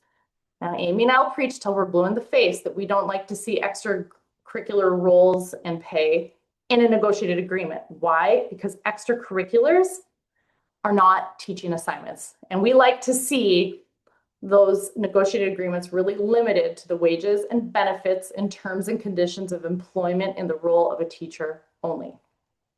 But we understand that in reality, some school boards and teachers have negotiated extracurriculars and pay and assignments into the agreement. And that's fine. If that's how it is, your board will follow that, but it's only going to apply to those who are teachers. But it is important, even if that is outlined there, you still have to remember that's your master contract or negotiated agreement. And then you have your individual contracts that each teacher is going to sign, and whatever is on that in that individual contract is going to continue. So you have to follow the negotiated agreement, salary schedule, and benefits. There has to be a term no longer than 1 year, but it will automatically renew unless otherwise terminated. Other recommended practices for the individual contract is that we often include some sort of language requiring them to adhere to district policies. I like that in there because when I have a teacher that is not performing maybe well and might be subject to non-renewal, or they have committed misconduct, it only helps a school board in its decision-making ability if the contract needs to be considered for termination, if there's language in the policy that actually contractually obligated them to abide by the policies and expectations, abide by X, Y, and Z. So policies themselves are never legally binding, but reference to following the policies, which remember, are reasonable. Code of conduct, drug and alcohol prohibition, things like that, maintaining professional student staff boundaries, all reasonable policies. It's really kind of great when there's language in the contract that talks about a requirement that they follow those policies, and it maintains that expectations on the front end. I also talk about a lot about keeping the non-teaching job assignments, those extracurricular assignments, separate from the actual contract itself. Just remember that any term included in the teaching contract typically becomes part of the continuing contract, and you want to maintain flexibility for the needs and changing roles in your district, especially with extracurricular assignments. This is a newer case that came out from our North Dakota Supreme Court in 2026. I put this on here because it's a case I've been going over with administration a lot for key takeaways, and it's just important for school boards to understand. The issue in this case was whether the contract for a music teacher that had listed different director roles for pep band and an instrumental head coach or head director were part of his continuing teaching contract, meaning that every single year he was guaranteed not only those roles, but that pay. And the threshold question for our North Dakota Supreme Court this winter was whether his director contracts were curricular or extracurricular. Well, because his teaching role, his curricular contract, and his extracurriculars were listed on that one contract document, the North Dakota Supreme Court, they had a challenge in making that determination, digging through the facts, figuring out what was curricular and part of the contract and going to continue and what was extracurricular and could be taken away within the discretion of the school board or administration. And the lesson from this is the more intertwined the positions, the more intertwined it is on the actual legal document itself, the more likely that additional position is always going to be part of the continuing teaching contract. So my takeaway when I'm working with administration and school boards is just being very mindful of the individual contracts, the wording that is on those contracts, and learning about even if extracurricular assignments are addressed in your negotiated agreement, ways that you can keep them separate from the teaching contract itself. They're separate duties. The coaching is separate. The directing this group is separate. Why? Because it's easier to remove those extracurricular assignments at will versus when they're part of the continuing contract, when you'd have to go through a discharge or a non-renewal just for that piece of the contract. So that's my word on that, and also important to highlight as a new case that came out from our North Dakota Supreme Court in 2026. For your individual principal contracts, superintendent contracts, I kind of breezed past principals and assistant superintendents in that negotiation section. Some of you on this call might have administrator groups that collectively bargain with your school board as well. That is most typically going to occur in your larger school districts that has a number of people working in those positions. If you are a school district that only has one K-12 principal or only has a high school principal and elementary principal, it is unlikely that your two principals or two people working in that position have formed a collective bargaining unit. So when there is no negotiated agreement, master contract governing their individual contract, then they just directly negotiate with the school board. Same with your superintendent. He or she holds a contract directly with the school board. But superintendent is the only certified employee that can hold a contract with a term up to 3 years. Everyone else has a 1-year term by statute. But similar recommended practices for contracting. And then, of course, in this same section of the Century Code, I talked about the evaluations that have to occur. I referred to non-renewal. I won't go over this in detail. I talked about it, but these timelines every spring, I call it non-renewal season because, not because I think every school district should be non-renewing someone, quite the opposite. I would hope nobody is.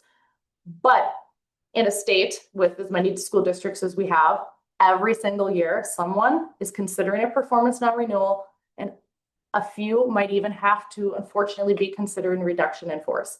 And so these are very typical questions that Amy and I are getting every single spring. My only comment on this is when school boards can direct administrators who are thinking that they might have to make these very difficult decisions or recommendations in the spring to be working with legal counsel on the front end, more like fall and winter, before you get to spring. It's really hard to counsel a school district on the eve of a non-renewal recommendation. It's much easier to counsel them from the beginning to make sure they understand what the process is, their timelines, and what they should be preparing and thinking about. A little bit different when you're ending a contract for somebody who's a certified employee who's really new to your school district. For teachers, there's a probationary period, meaning it's those first 2 years that they're teaching in your school district where administration might make a recommendation to the board. This just isn't working out. It's a new employment relationship. And then you go into an executive session. They don't have a full non-renewal hearing. It's a little more of a streamlined process. And then principals and superintendents, similar when they're employed less than 2 years, except the law does not require the executive session like it does for teachers. The principal or superintendent can request an executive session with the school board. So there's just nuanced differences. And just as board members being mindful that when you're being approached with these processes or you see on an agenda that there's going to be, a really difficult recommendation like this coming your way, there are just certain processes and procedures that your administration is following. And hopefully, they have received counsel or the assistance that they need if they need it from counsel as they work through every nuance that's required under the law. So that's just kind of high level what the individual contracts that you are signing, you're approving, and then your board president signs with the certified employees looks like. I also operate a lot every school year in the federal area of our laws. And the most typical area I'm working with schools on is going to be in our protected class areas. I had mentioned that no employee can be terminated based on their protected class. And when I talk about that, I'm talking about the protections that employees have under our state Human Rights Act, but also Title VII, Title IX. Title VII is going to protect race, color, religion, sex, national origin. Title IX specifically deals with sex discrimination and sexual harassment. age discrimination, disability, genetic information, and medical leave. There's various layers of protections that employees have. It doesn't mean that just because an employee is in a protected class, that your administration or you as a school board can't make the decisions you need based on legitimate business needs. It means you can't make decisions based on that protected class. You can't discriminate against people. I have an asterisk here by Title VII and Title IX only because our U.S. Supreme Court is taking up a question on whether employees in school districts, if they're going to sue their school district for sexual harassment or sex discrimination, whether they need to sue under Title VII or whether they need to sue under Title IX. There's basically the question is coming from a case in which a school employee sued a school district under Title IX for sexual harassment. And the lower courts and appellate court both decided that no, there aren't actual remedies, that the remedies they're seeking, the monetary damages they're seeking, are not available under Title IX, so you have to file these lawsuits under Title VII. So I have an asterisk there only because what does that matter for you back at ground zero? Well, for your administration, it matters what process they use when they're investigating these complaints. And I'll talk about the complaint process a bit. State law mirrors federal law, so I include that here. Other federal laws I'm often counseling your schools on, and this would probably be more your business managers. I get a fair number of questions about the Fair Labor Standards Act that establishes the minimum wage, overtime pay, record keeping standards, and then on the state side. So I get questions about overtime fairly routinely from business managers. And so I won't go over this, but when I'm working with your business managers and they come to me with a question about the FLSA and the status of an employee, whether they can be considered salary and exempt from overtime or whether they are non-exempt. The most common question I probably get is there's sometimes a misnomer that if an employee is being paid a salary, that means they're exempt from overtime. That is not true.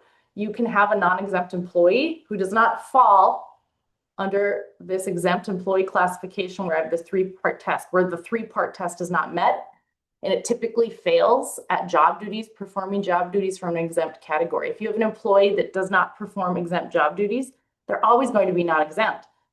They might be paid a salary, and you can do that, but if they work more than 40 hours in a given regular work week, they still have to be paid overtime, and the school, usually your business manager, has to calculate the regular rate of pay to figure out what that overtime would be. So I won't dive deep into it, but just know this is also an area where I provide quite a bit of counsel to various districts throughout the year. Other employment laws, another hot button. There will never be a school year I won't probably counsel a school district through this. It's going to be your medical leave. And it can be sometimes a bit of a trifecta, determining which laws apply and when. And you have FMLA when an employee needs time off for a serious medical condition for themselves or a family member. The Americans with Disabilities Act that protects your employees who need those reasonable accommodations based on a disability. And then if you were to have an employee get injured at work and they file a WSI claim, sometimes these laws all operate together. And so oftentimes I have to counsel. If there is a complaint from an employee that they have been discriminated against or someone in your school has made a decision based illegally on a protected class, they might file a complaint. The Equal Employment Opportunity Commission is the federal agency that oversees for all employers those federal protected classes and laws. The North Dakota Department of Labor and Human Rights will investigate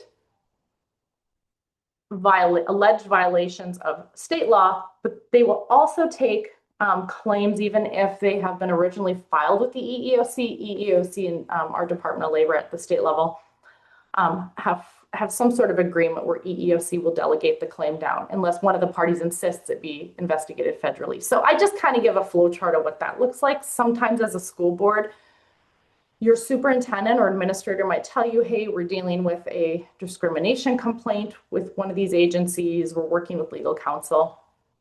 This is why, because there are administrative processes that allow for these complaints and investigations.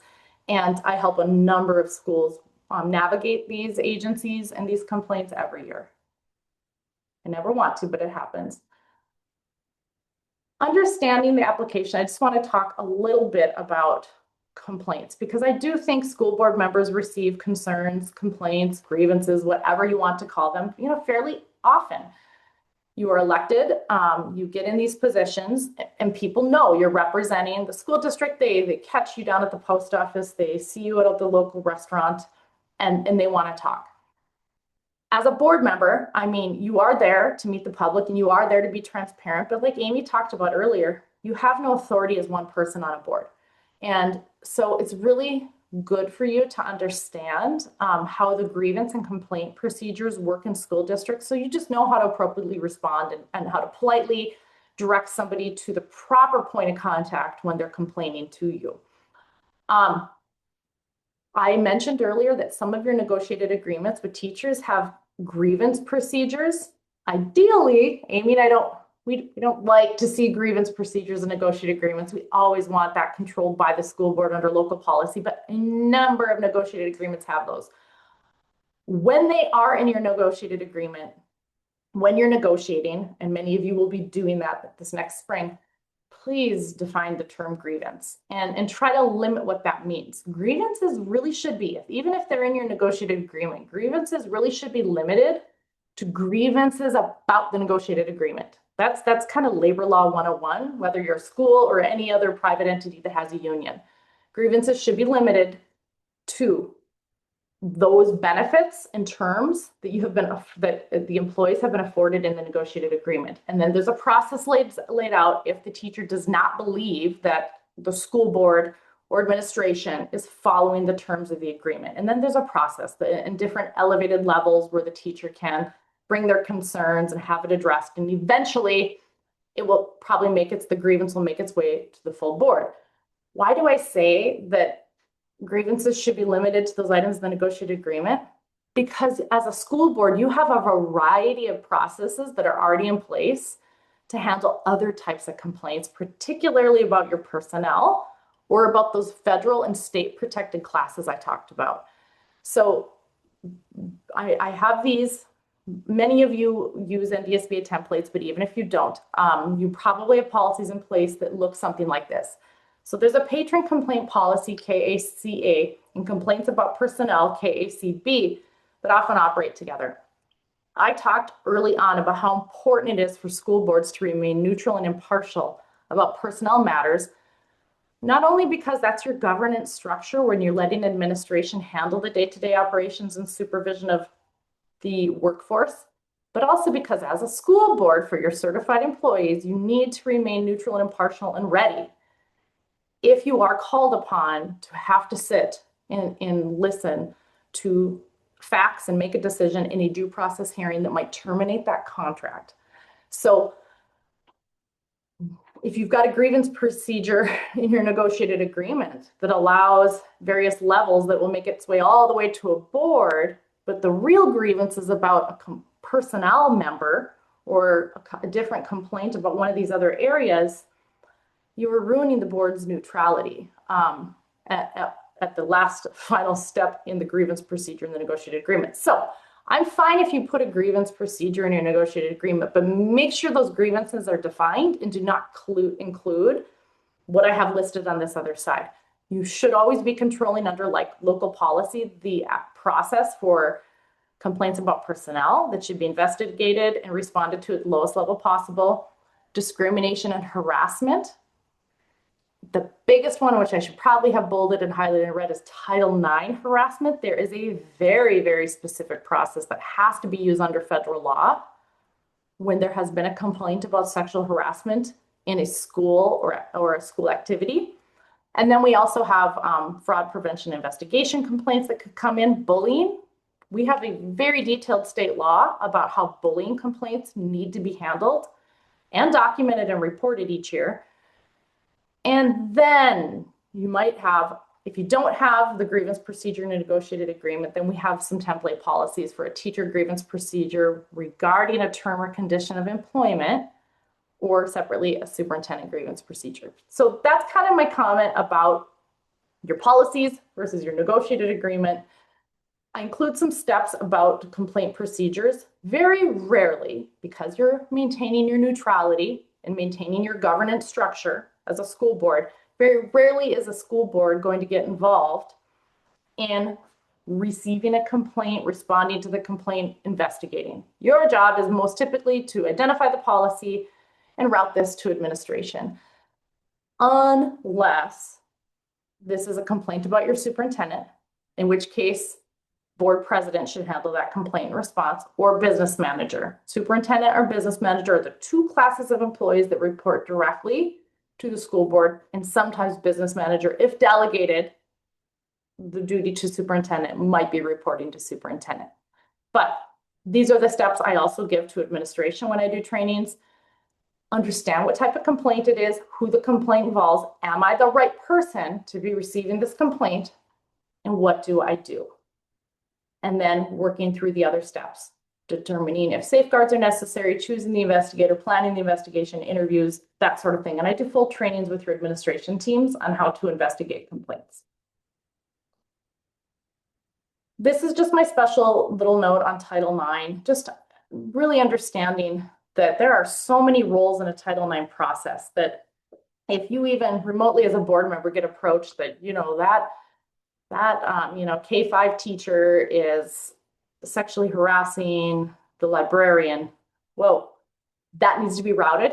If you receive that complaint, you should route that to Title IX coordinator. Sexual harassment involving staff, students, doesn't matter.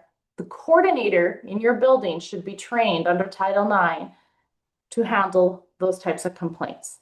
You have a Title IX coordinator, a Title IX investigator, who's going to be separate from your decision maker, a Title IX appeal decision maker. It's a very, very specific process that has to be followed under federal law. So I just know that, as a board, you have to understand how important it is to maintain your role and just stepping outside that process and making sure that gets routed to your Title IX coordinator.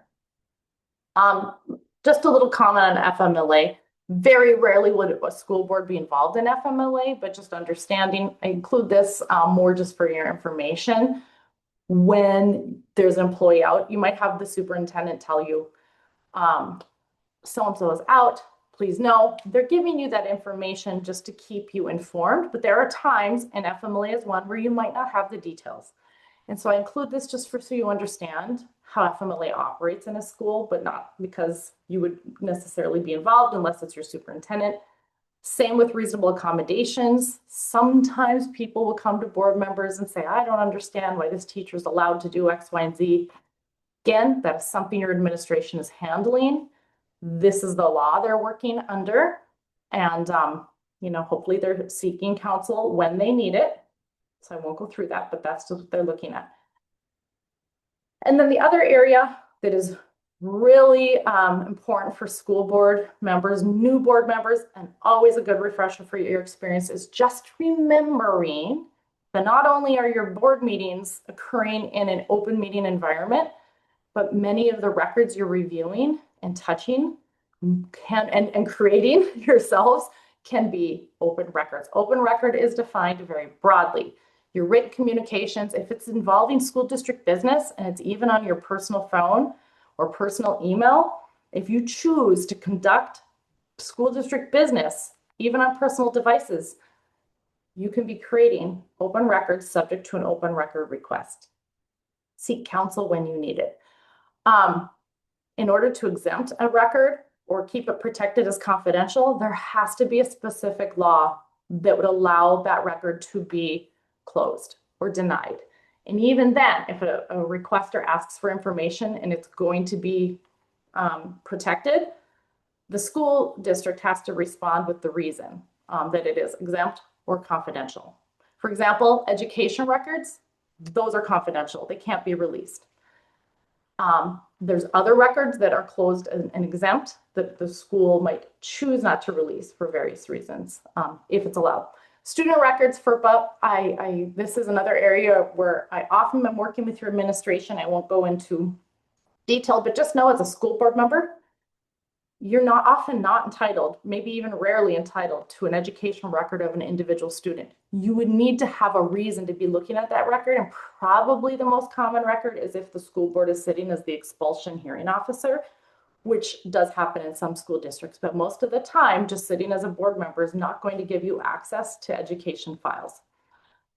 Employee records, those personnel files of all public employees, including school employees, is going to be open. That is why we also have a statute that teachers are allowed to submit rebuttals to any information in their personnel file if they would like, because it's open. There are limited, I have the exempt info that is listed, there are limited areas where certain information in their personnel file might be exempt. Some is obvious, like medical records, others not as obvious. So I'm often helping whomever in your district is in control of open records and responding to open records requests. I'm often helping in this area. School board members are very rarely going to be the ones filling a request, but this is kind of the legal process.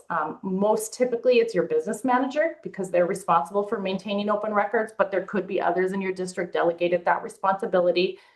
And as a legal service, I do help, especially if a business manager is working through a really complicated record request or something that is ambiguous or very difficult. I often help in those circumstances. Sometimes I will actually handle the request for the district if it is that type of request where you really need legal counsel, or I will in the background guide them through the process and responding just to make sure they do it right. And then I include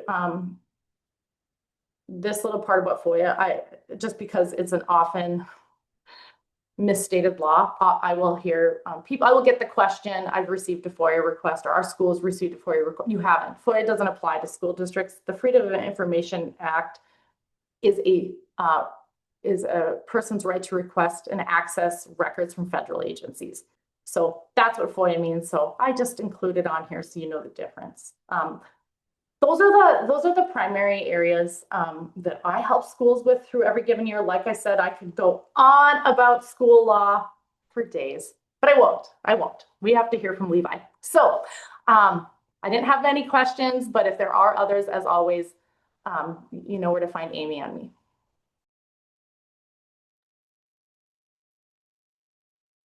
Well, thank you, Chrisanne, for that. I would say, I mean, it's an overview, but you provided a lot of good information in that short amount of time. So yeah, we're just so lucky to have Chrisanne here as a resource for all of you to utilize. She's one of the most experienced education lawyers in the state, so we're lucky to have her.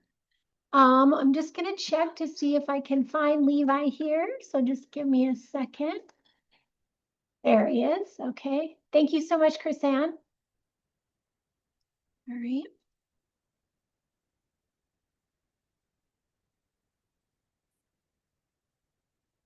He's just going to be joining us here. So there we go.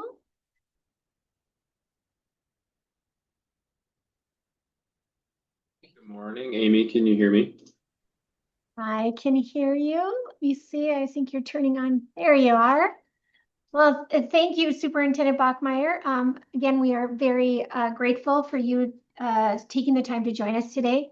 I would just say that the relationship between the North Dakota Department of Public Instruction, local school districts, school boards, administrators, educators, and our communities is absolutely essential to the success of public education in North Dakota.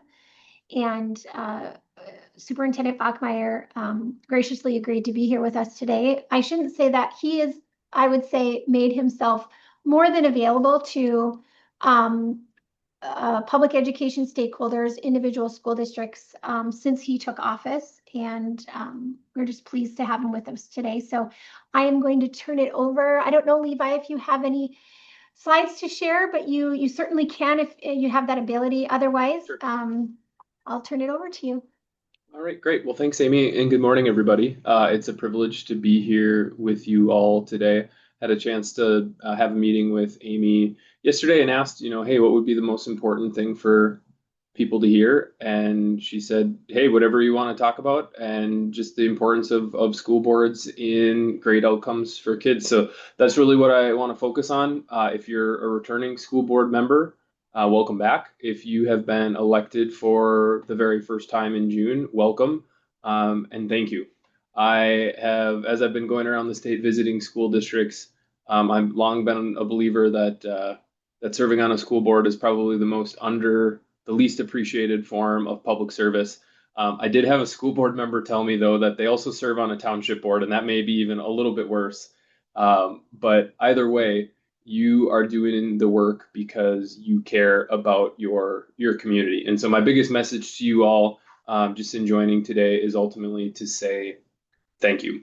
Um, we have good schools in North Dakota, and that's not an accident. And I used to work in the governor's office. I served in Governor Burgum's administration through the first term, and we talked a lot about how fish rot from the head first. And as leaders of your school board, you will very rarely get the credit for when things are going well. But people will certainly have fingers to point and questions to ask if things aren't going well. So you have a hard role. You have an incredibly important role. And so really my only ask of you, whether you've been doing this for a while or you're new, I guess to steal a couple lines from my newfound favorite football coach, Kurt Cignetti of the Indiana Hoosiers, is to coach to a standard, not a circumstance. Our work in public education is really hard.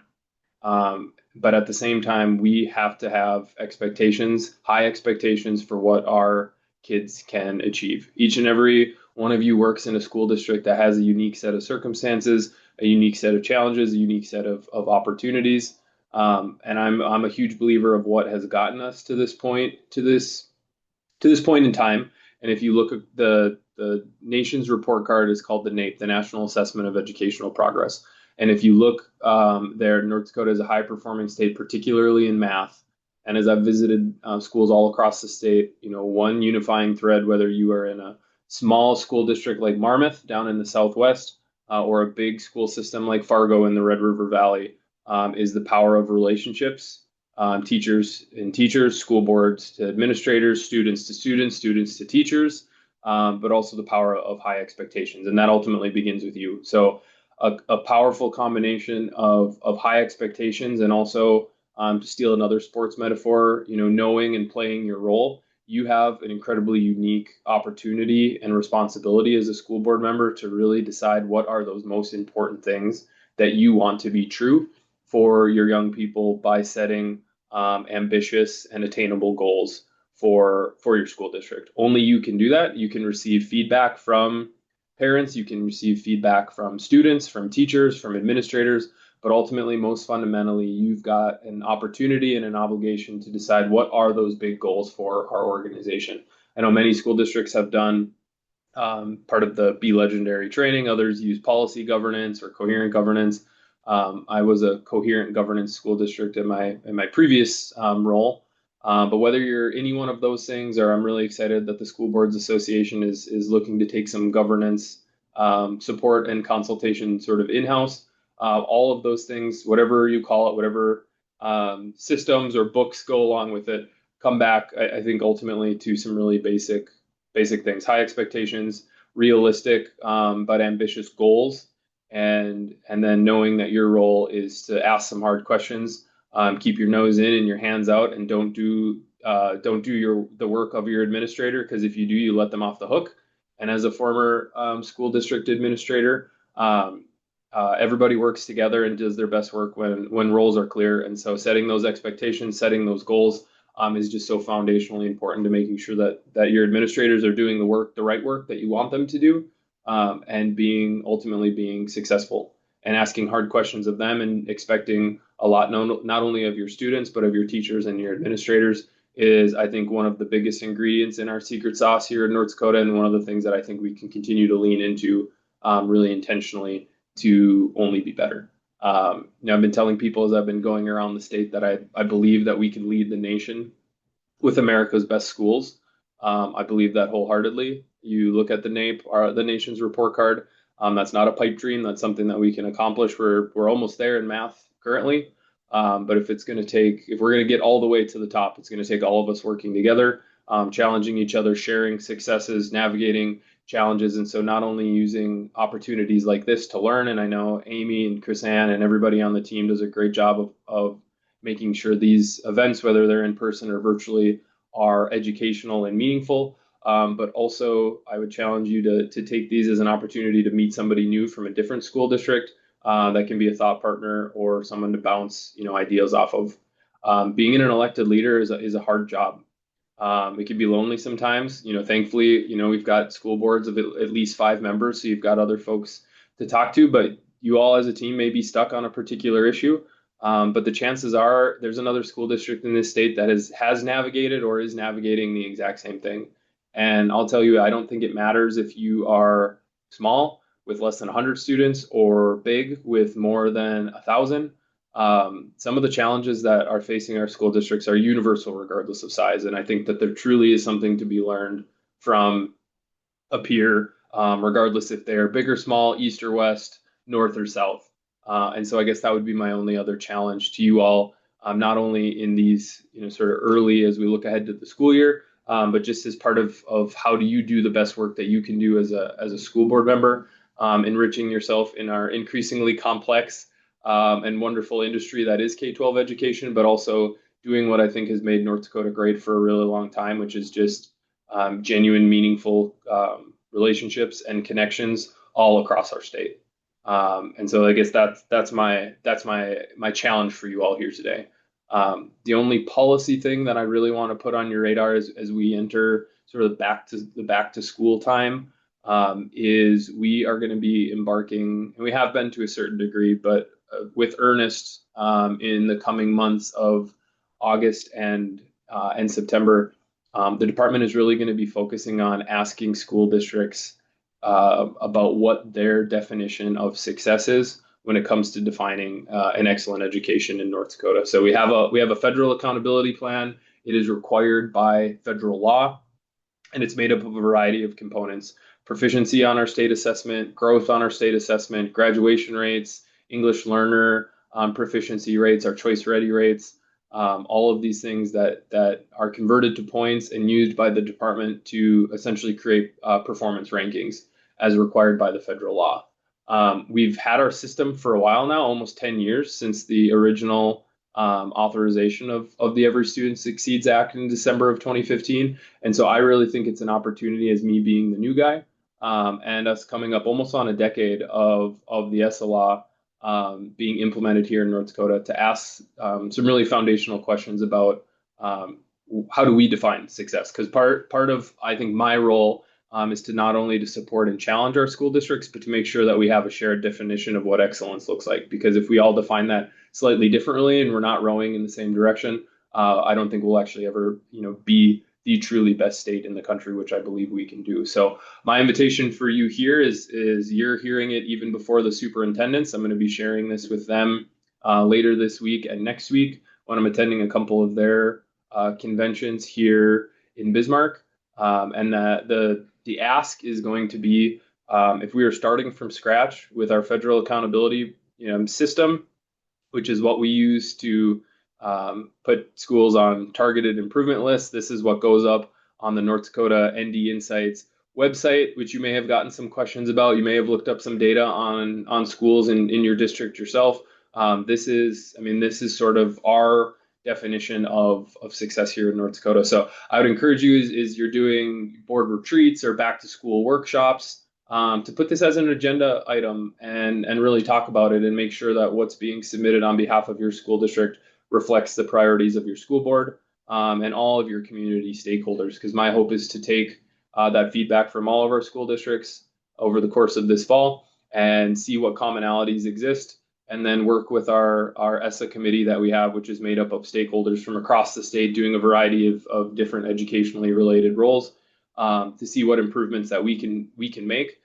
So as we enter the 27-28 school year, we have an even more improved accountability system that reflects our values as North Dakotans. Because I'm a huge believer that we have to have these accountability systems. They're required federally, it's good for any team to have an accountability system, whether that's playing a competition or having to step up on the theater stage and perform. Having some level of accountability is just fundamentally important, but it needs to be authentic and it needs to reflect the values of those who are participating. So I think we have an opportunity. I think we have an opportunity to do that, and I really look forward to hearing from all school districts about where we feel like we're doing really well, and where are some opportunities for potential improvement. So that's my big invitation, my big ask of you all over this next month is to have that conversation and make sure that the submission will be sending the form out to all superintendents,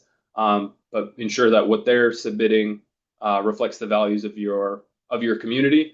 And then we'll take that and make sure that the system that's going up on the website that is used um, by stakeholders for good and for ill best reflects what we believe is the most important thing to be measuring in our schools. And I'll be the first to tell you we can't measure every important thing in schools, but we have to measure some things. So how do we measure the most important things that we can measure? And that I think is really the goal here. So that's my big thing. The other point I wanted to touch on, and then I'm happy to wrap up and answer any questions if people have any for me or for the department, is just looking ahead to the legislative session, which will be upon us before we know it. I've had the privilege of working with Amy for a long time, back to some of her previous roles with the School Boards Association, have deeply valued that partnership and opportunity. And as we're working through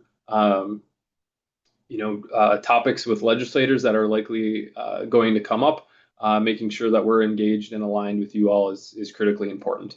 I expect topics this legislative session ranging from some level of governance around educational technology. I think the cell phone ban was really only the tip of the iceberg in terms of some policy discussions related to educational technology. And all across the country, legislators are taking a hard look at how our school purchased technology devices being used and how do we make sure that those are being purposeful. So if you're not talking about what your technology strategy is, if you're not talking about how your students are using devices, if you are a one-to-one school district, or even if you're not, I would expect your legislators to probably start. I expect them to be probably reaching out and asking you, and that we're likely going to be seeing some bills probably to those effects. So I think as far as conversations to be having there, that's one.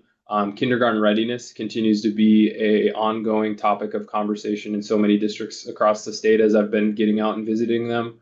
How do we try to come up with a shared definition of what successful readiness looks like for our young people? And so I would say those are two topics off the top of my mind that I think are also great opportunities to partner with parents. I can tell you as the father of two young children, technology terrifies me with these two girls. And how do we thread the needle, not only as parents, but as school leaders, as an institution of public education, about threading the needle of we have an obligation to these kids to expose them to technological tools that they'll need to succeed in the economy. While at the same time, we have mounting piles and piles of evidence that passive use and various platforms like social media can be really harming, particularly to adolescents. So it's an invitation that's being had amongst the legislature right now. It's come up at almost every school district that I have visited so far, and I'm really looking forward to getting those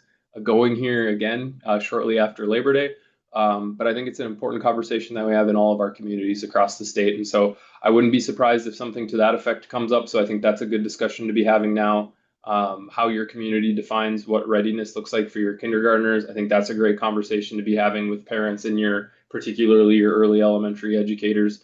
I think some of the usual suspects in terms of legislative topics, or will come up. Funding will continue to be an ongoing discussion. I think we really have to look very seriously at teacher pay. Every district that I've gone to, big, small, east, west, is struggling to find and recruit and retain great educators, and pay is not the only thing, but it's certainly an essential ingredient of recruiting and retaining a quality workforce. Which is no surprise to anyone on this call, that the single most important impact on on learning is the quality of the instruction happening between a teacher and students. And I would put, being part of a supportive community is right there, as tied for first or a very close second. But we've got to have strong teachers in our classrooms, and that is an issue everywhere. I know health insurance is crippling everyone, and those costs are unsustainable. I think we're going to have to look really hard at how do we study that in a more intentional way? Are there ways that we can better partner as one K-12 system across the state? Because doing what we're doing right now is the literal definition of insanity. Because this is completely financially unsustainable for school districts, and I'm particularly concerned for our smaller districts. You can't see 15, you can't see 20, you can't see 25% increases in health insurance premiums year over year, and not realize that something large and serious is going to have to give as a result. So I think there'll be some important conversations around funding and operations, ongoing policy discussions. I am cautiously optimistic that we may be walking ourselves a little bit out of some of the culture wars that we have found ourselves in for the last couple years. I'm not too naive to expect that there won't be some level of those that get introduced in debate, but I think the focus as we continue to move forward is on how do we perform as a strong system to support our kids. And my hope is to keep the legislature as focused on those questions about how do we continue to move the needle and be the best state in the nation as possible. So just a couple of quick topics, things that I've been thinking about, talking to legislators about that I think are bound to come up, and I would certainly welcome some ongoing conversation amongst your school communities about. Share that with Amy so that she can share that with us. And I'm a huge believer that ultimately education, particularly education in a small state like ours, is a team sport. And when we're working together, we can do some really great things for our kids. So I'll close again just with a deep word of gratitude for the work that you do to support your communities. These communities, these schools, particularly in some of our more rural areas, you are the lifeblood, you are the backbone. You can pick whatever metaphor that you want of your community, and I think that that's a really wonderful and beautiful thing. So thanks. We're all stewards of the public trust as elected officials, and so I just want to say thank you for the work that you do to steward that trust and do the best work that you can, so each and every one of your kids can succeed. So wish you nothing but a wonderful start to the school year. August is always one of my favorite times of the year. Football is back. And school is in session, and I think there's just such a wonderful excitement and energy that comes with preparing to welcome our young people back, improve on our reflections and learnings from the past year, hit the reset button on some things that we wish that we could do over. And as my former boss, Beth Sleddy in West Fargo, would always say, this is an opportunity to do it all over again and to do it a little bit better. And I think that that's such a wonderful thing for us. And so I wish you nothing but a wonderful start to your school year. I hate standing between people and lunch. I'm happy to answer any questions if anyone has any for me. But otherwise, thanks for all that you do. Have a wonderful start to your school year. And if I haven't visited you yet, hopefully you will be getting an email from a gentleman by the name of Jacob Anderson over the course of this year and maybe a little bit into the next, so I can get into your community and best understand what's going well, what could be better, and how we can support you in doing the good work that you do for our kids. So thanks for being here. Thanks for engaging, and thanks for your service to our students. Thank you, Levi. I don't see any questions at the moment. But again, thank you so much for joining us. I think I can't state it enough that it's really valuable to have somebody like yourself that values public education and cares so deeply about the students and their success in your position. So again, I just want to thank you for all that you're doing and will continue to do in your position. But with that, thank you so much again, Levi, and we will release everyone for lunch, and we'll be back here at noon to start talking about school boards as driving student academic success. So please enjoy your lunch and be back here around noon. Thank you. Thanks all. Break and get some lunch. This morning we spent a good amount of time talking about the basic role of the school board, that the school board governs the district and that it doesn't manage daily operations. But that does not mean that governance is passive or disconnected from what happens in classrooms. In fact, school boards have a significant influence over whether a district remains focused on improving outcomes for students.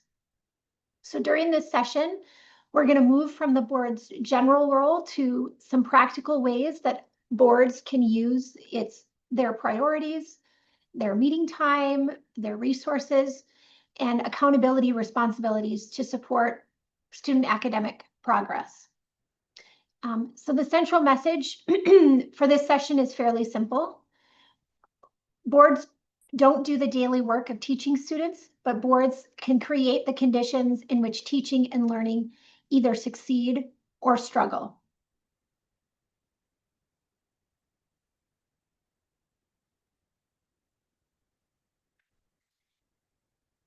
School board members sometimes struggle with this question. If we are not supposed to manage the district or tell educators how to do their jobs, how do we actually influence student achievement? And the answer to that question is through direction, alignment, and accountability. First, the school board sets clear direction. It identifies the most important results the school should achieve for its students. Second, the board helps align the system around the results that it wants to achieve. That includes the district's goals, priorities, policies, budget, superintendent evaluation, and the use of its time during board meetings. Third, the board monitors progress and maintains accountability towards the results that it wants to achieve. It regularly asks whether students are making progress, what the district is learning, and what needs to happen next. I want you to think a moment about your most recent board meeting. Well, maybe your most recent board meeting during the last school year. What received the most attention during that meeting? Was most of the meeting devoted to things like facilities, schedules, purchases, maybe personnel issues, complaints, or just routine approvals? Or did the board spend meaningful time discussing what students are learning and whether they are making progress? Of course, operational matters and issues are necessary, and the board needs to spend time on those. But because they can't ignore your budget, you can't ignore your facilities, transportation needs, staffing, all of those other district needs, and things that keep your district operating. But those matters can easily consume the entire agenda of your board meetings. The board's unique leverage is its ability to keep the entire system pointed toward student success. This slide shows the connection between the district's investments and the results experienced by its students. Every district invests what we call inputs, and those include things like people, time, money, and policy. Those investments and inputs influence adult actions, which include instruction, student supports, programs, and district operations. And then those adult actions shape the student experience. Students experience different levels of access, belonging, rigor, and opportunity. And then those student experiences ultimately produce student outcomes, meaning what students know and are able to do. The board should understand this entire chain, but it should govern towards the result, which is improving student outcomes. The board does not decide which reading strategy a teacher should use on Tuesday morning. It doesn't direct individual employees or manage specific programs. Those are responsibilities that belong to the superintendent, your other administrators, and your educators. The board's responsibility is to determine whether all of the district's investments and inputs and actions are producing the intended results for students. That is the difference between asking, are our students getting the results we said were important? and telling staff exactly how they must perform their work. So that's the distinction that we're trying to draw here. And this distinction is critical. And we've kind of talked about this a bit today, but I think it's important to reinforce this when we're talking about how school boards drive student achievement. The school board sets the destination. It identifies the student outcomes that matter most, defines how progress towards those outcomes will be measured, monitors the performance of the system as a whole, aligns policy and the resources of the district to that, to achieving those goals, and then evaluates the superintendent based on progress towards the goals and the results that it wants. And then on the other hand, administration chooses the route that you take to achieve those goals to get to the destination that's set by the school board. The superintendent and remaining staff manage people and programs. They adjust instructional practices and operations of the district. They build staff capacity and then report progress back to the board. An outcome-focused board does not need to micromanage. In fact, if clear outcome goals are present, this should reduce micromanagement because the board and the superintendent have both agreed on the destination and how progress will be measured towards the destination. The board needs enough information to determine whether the district is making progress towards the results that it wants to achieve, but it doesn't need to control every decision made along the way. Clarity of these roles builds trust in the leadership team. The board can hold the superintendent accountable for the results while still allowing the superintendent the professional authority to lead the district and get the results that the board has deemed important. When those roles are unclear, conversations often become personal or focus more on the operational side of the district. When the roles are clear, conversations can focus on results, evidence, and next steps.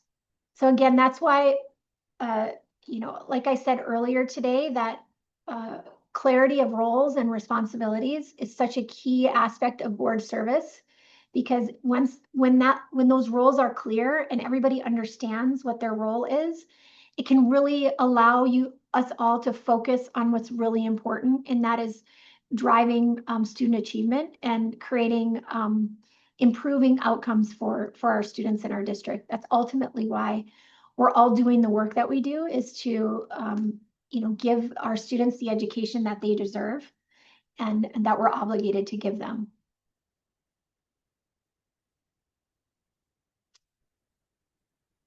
There are 5 practical levers that boards can use to keep the district focused on student success and improving student outcomes. The first is adopting a few clear student outcome goals.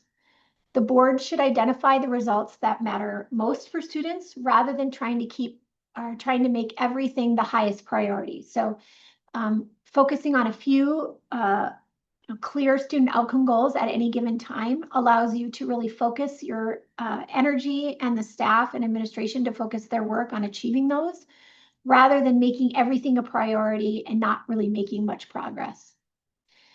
The second lever that boards can utilize is establishing a public monitoring schedule. The board should decide in advance, when you're setting your goals, when progress on each goal will be reviewed. And monitoring should not happen only once a year or only when there is a problem. There should be a set monitoring calendar so that you can make sure that you're making progress. And if you're not making progress towards your outcome goals, that you can make adjustments, to get aligned and make sure that you're moving in a positive direction. The third is aligning the board's agenda and meeting time with the goals that you set. If student outcomes are the board's priority, then they need to appear regularly and prominently on your board agenda. The fourth is aligning policy and your resources. The board should consider whether its budget, policies, and major decisions are supporting the goals that you have adopted. And then the fifth lever is aligning the superintendent's evaluation with those same outcomes.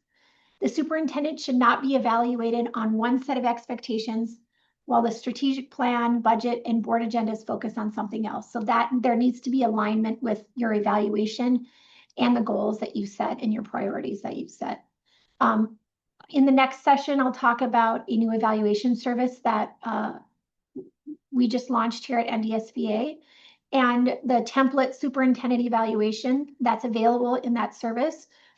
It aligns with evaluating your superintendent based on student outcome goals that you set as a board and progress towards those. So we've built that into our evaluation instrument for you to utilize so that you can take advantage of this lever that we're talking about today.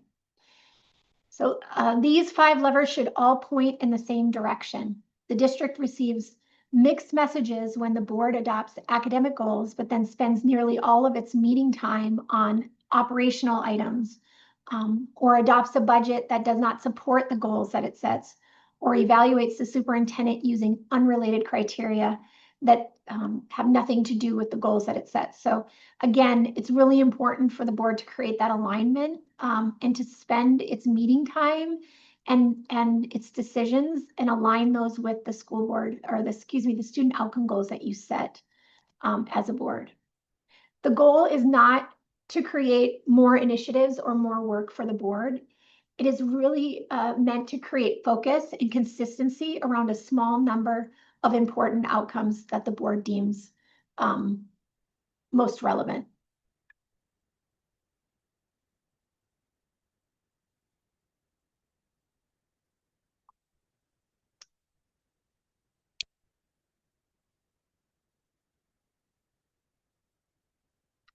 So I wanted to talk a little bit about what a student outcome goal should look like. I don't want to get too far into the weeds here, but I think it's important to kind of define what I mean by a student outcome goal and what it should look like. A student outcome goal should describe a result for students. It should not simply identify an adult activity. So for example, if you look here on this slide, improve reading points in the right direction, but it's just simply too broad to guide the district or allow the board to monitor progress towards the result that it wants. A stronger goal might be increase the percentage of 3rd grade students reading at or above benchmark from 48% to 65% by spring of 2028. So this type of goal tells us which students are involved, what result is expected, where the district is starting, 48%, where it wants to go, 65%, and when it expects to get there by the spring of 2028. So this is a good example of a student outcome goal. It's only illustrative, so each district should identify goals based on its own student data and community needs, but this is just a good example of what a strong student outcome goal would look like. The important point is that the goal describes what will change for students. Again, not just focusing on an adult activity. It focuses on what will change for students. The strategies for reaching the goal belong in the administration's plan. The superintendent and staff may adjust programs, professional development, curriculum, interventions, schedules, or other types of practices along the way in order to meet the goal that's being set by the board. And then the board should monitor whether those actions are producing the intended student result without attempting to manage each strategy that's put in place to meet the goal. Again, that is in the administrators and the educators' wheelhouse to manage.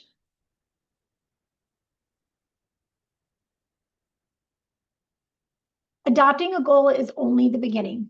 Monitoring is what turns the goal into an ongoing governance responsibility. Monitoring should be a repeated cycle rather than a one-time presentation. Again, that's why building a calendar and a schedule is so important. First, the administration should provide evidence. What does the current data show? How does it compare with a baseline the target, and the district's expected progress towards the goal. Second, the board should ask questions like, what are we learning from the data? Are we on track towards our goal and the progress that we've set in terms of the time period that we've set? Are some groups of students making more progress than others? And if so, why is that? And then the superintendent next explains the district's response. What is working? Where are the gaps? What is the administration changing or continuing based on what it has learned and the progress that's being made or not being made? And then the board should identify the next monitoring date. When will the board review progress again? Again, the board is monitoring the result. It's not monitoring or managing the strategies that are being used to meet the result. Again, that goes to administration. There are several useful questions board members can ask during this process, the monitoring process. Those include, are we on track to meet the goal? Which students are benefiting and which students are not benefiting? What have we learned since the board last reviewed this goal? What adjustments is the administration making based on the progress or the lack of progress that's being made? Is there any policy, resource, or other action the board needs to consider in order to continue progress or to increase progress towards the goal? Monitoring is not intended to embarrass staff or assign blame. It is intended to create a regular public process of learning and accountability. And again, I think oftentimes boards, and this happens, it's not just in the public education arena, it's in really any organization. It's not terribly uncommon for organizations, school districts, boards to adopt strategic plans or to adopt goals and then never do anything to monitor progress or to focus on those goals once they're set. Oftentimes we see strategic plans being built, and then not too long after they kind of get put on the shelf or maybe put in a drawer and forgotten about. And so monitoring really is a key to, make sure that you're paying attention to the goals that you set and monitoring progress in a public way and keeping, those responsible for meeting progress accountable. And it also prevents the board from waiting until the end of the year to discover that the district isn't on track. Again, it allows you to make those adjustments mid-year so that you're not losing time, valuable time. I think it's important for us to know, like, we have individual students for only a finite period of time. And, wasting time can have real impacts on individual students. Especially, like, for example, third grade is an important benchmark in terms of reading. And if a student is reading at grade level at the end of third grade, that really is a strong predictor of academic success going forward. And so if we're not, for setting goals to make progress towards goals in third grade reading, for example, if we're not monitoring that throughout the year and making adjustments, we're losing time for those third graders that year to make the progress that we would like them to make. So it can have real impacts on real students if you're not monitoring progress towards the goals that you've set. A board's agenda sends a very strong message about what matters to the board and to the district. What the board repeatedly discusses and monitors in public will receive attention throughout the district. I know us here at NDSBA are firm believers in that. What is reflected on your agenda is what is deemed important and what receives attention throughout the district.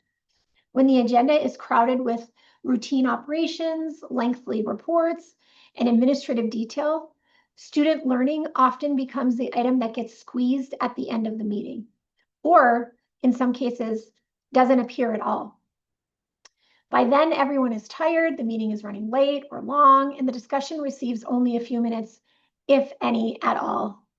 An aligned agenda protects time for student outcome monitoring, strategic decisions or discussion, and governance decisions.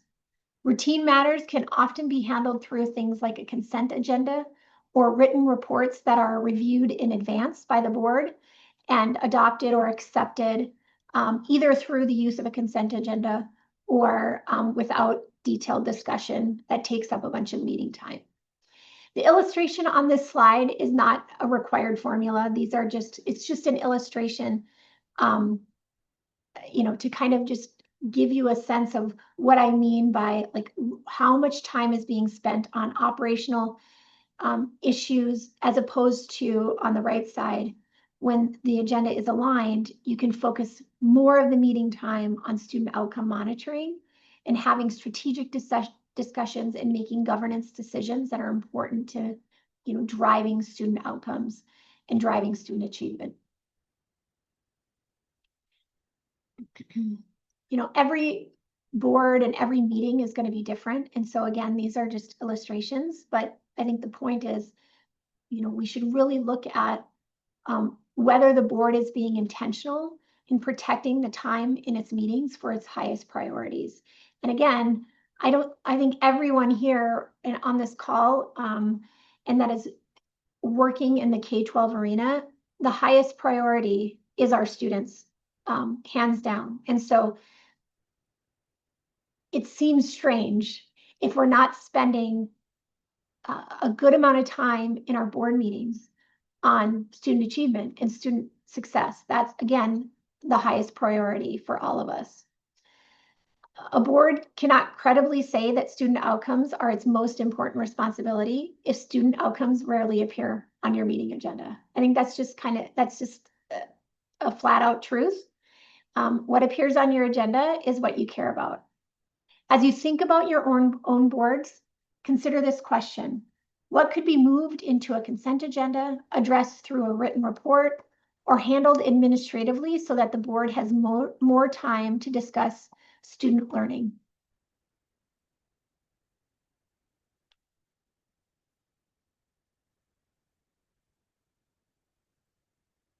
The questions board members ask can either keep the discussion at the governance level or pull it into daily management. 4 categories of questions can improve the conversation. First, you should be asking about progress. What does the data show? And are we on track towards the goals that we've set? Second, the board should be asking about students. Which students are not benefiting? And what does the district understand about why those students are not benefiting? Third, you should ask about learning. What is the administration learning about what is working and what is not? And then finally, ask about support. Is there any action that the board should take to remove a barrier or help sustain progress towards the goals that you set? These questions are rigorous, but they do not direct individual employees or prescribe particular tactics. Again, those are for the administration to determine. But the board should ask for trends and, when appropriate, for information about different groups of students. An overall average might hide significant differences amongst school buildings, grade levels, or groups of students. So it's important. Again, we're not getting down into the individual student by student data, but we are looking at trends and how different groups of students are faring in terms of the different goals or areas that you're targeting in the goals that you've set. At the same time, the board should avoid using a public monitoring discussion to evaluate individual teachers, principals, or students. The board is monitoring the performance of the system as a whole and the superintendent's leadership of that system. You're not getting down into, again, individual employee performance. I mean, other than potentially the superintendents, you're focused on monitoring the system, the system-wide progress towards the goals that you set.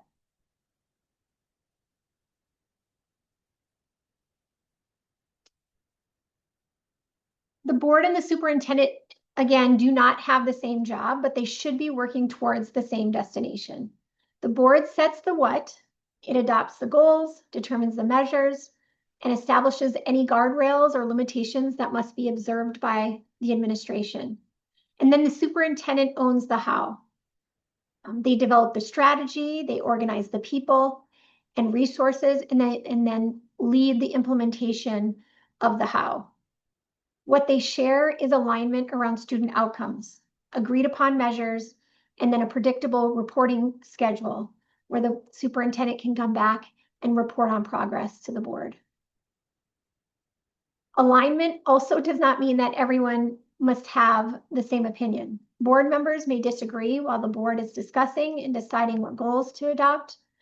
That disagreement can be healthy when it is respectful and focused on the issues. But once the board has acted, individual board members should support the board's adopted direction.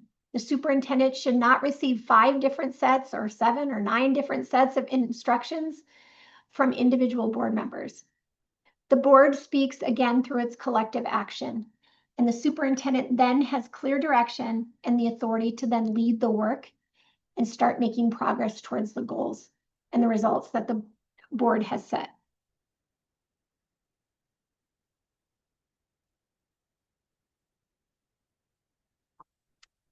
Once your your student outcome goals are adopted at the board level, they should not sit on a poster or remain buried in a strategic plan or appear only during an annual retreat, which I had mentioned before.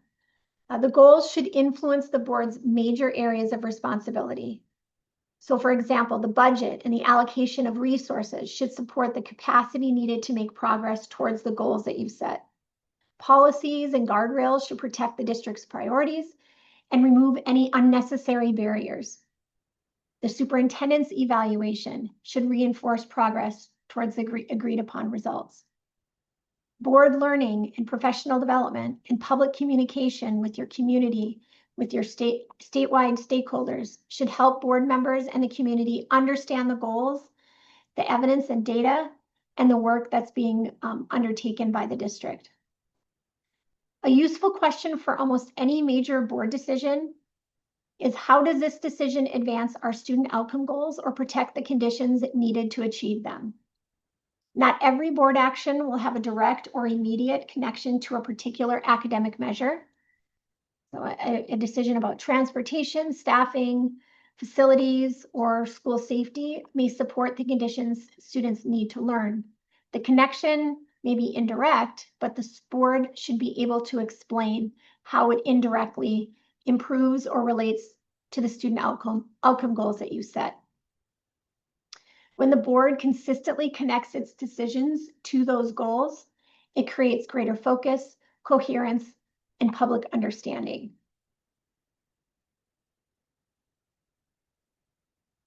So a board does not need to redesign its entire governance system overnight. That is not the message that I am sending or trying to send today. But there are 3 practical changes that a board could begin making at its next meeting. So first, put student learning near the top of your agenda. Schedule at least 1 student outcome or learning-focused item before the board reaches routine business. Second, use a consistent, concise monitoring report.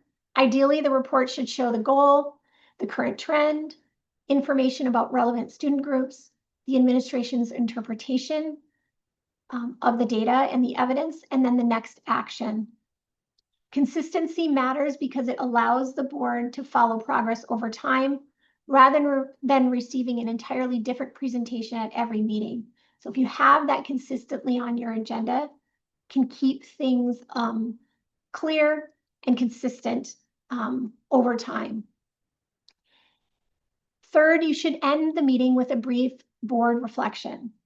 You should ask, did our work tonight advance the district goals? Did we spend our time on the issues that matter most? I think this can really help shape our agendas and keep us really focused on what matters most. And that, again, is driving student achievement, improving student outcomes in our district.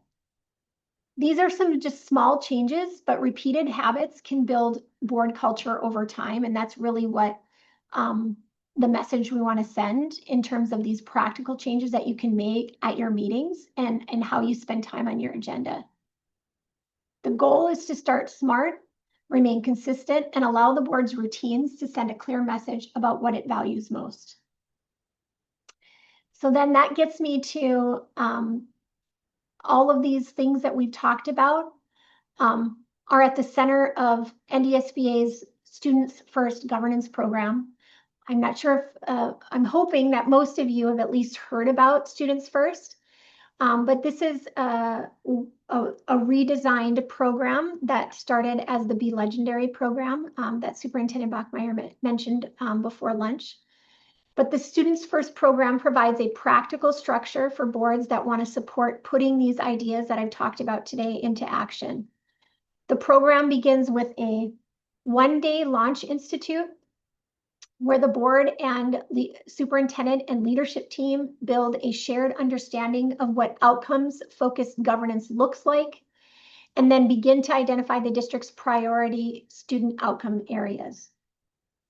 And then after that one-day institute that starts the program, boards then engage in 2 years of coaching, where a North Dakota coach is assigned to the district and assists the governance team in setting goals, developing a monitoring calendar, redesigning your meeting agenda to focus more time on improving student outcomes, and then building sustainable board routines to build that culture of consistency over time so that even when you have turnover on the board or even in administration, you can continue focusing on and making progress towards the goals that you set regardless of that turnover happening.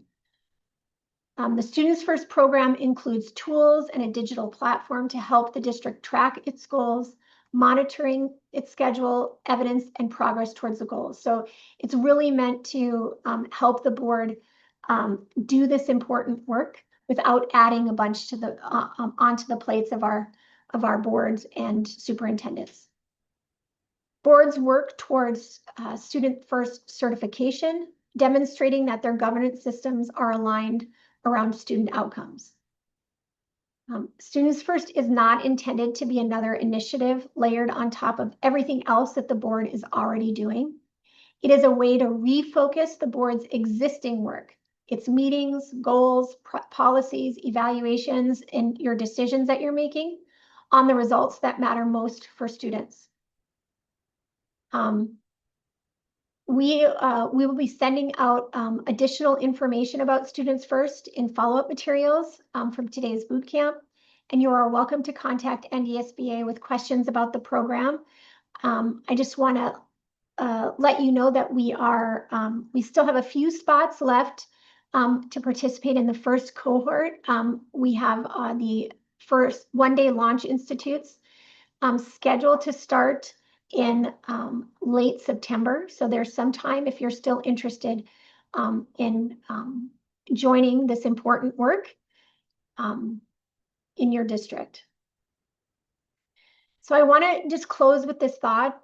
A board, and I mentioned this before, but a board that believes in every student's ability to succeed creates a district that works to make that happen.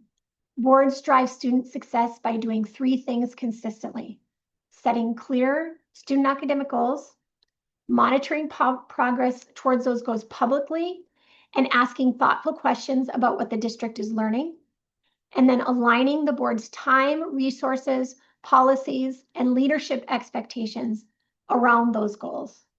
The board, again, does not perform the daily work of teaching students or managing the day-to-day operations of the district, but it creates the conditions in which that work can succeed. Your role is not to just approve budgets or adopt policies and attend meetings. Those responsibilities are important, of course, but they are not the final purpose of the work that you're doing. The purpose is to create a district in which every student has the opportunity to learn, grow, and succeed. And that requires the board to keep the main thing, student outcomes.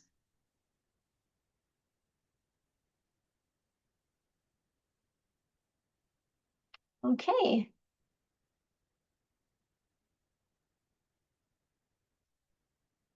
That gets us to our next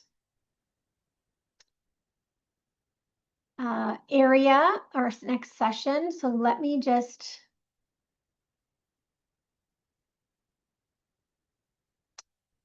change something out here, so just bear with me.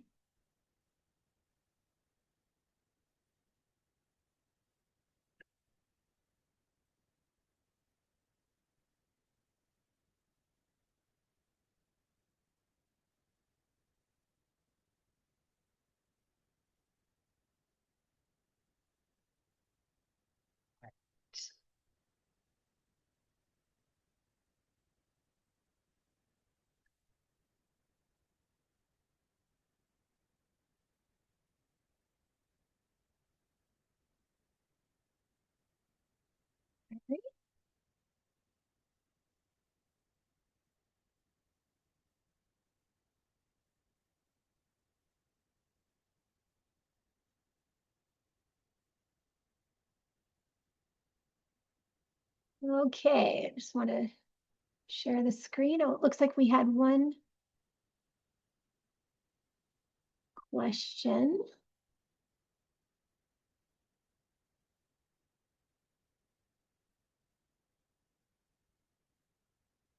Oh, okay. Looks like it was maybe answered. Okay. All right, so I want to spend the next several minutes giving you an overview of the services and resources that are available through NDSBA. We covered a lot of information today, and one of the main things that I hope you take away is that you are not expected to figure out school board service on your own, and certainly not immediately. Questions will certainly come up. Sometimes those will be legal questions. Sometimes they'll involve policy or finance or board procedure. Maybe something about your superintendent relationship or how to handle a difficult community issue. NDSBA is here and exists to support you and your district when those questions and those situations arise. I'm going to move fairly quickly through our major services, but we will provide these slides afterwards, and you can always contact our office for more information on any of the services that I mentioned today. Okay. I just got to be able to see. There we go. Okay.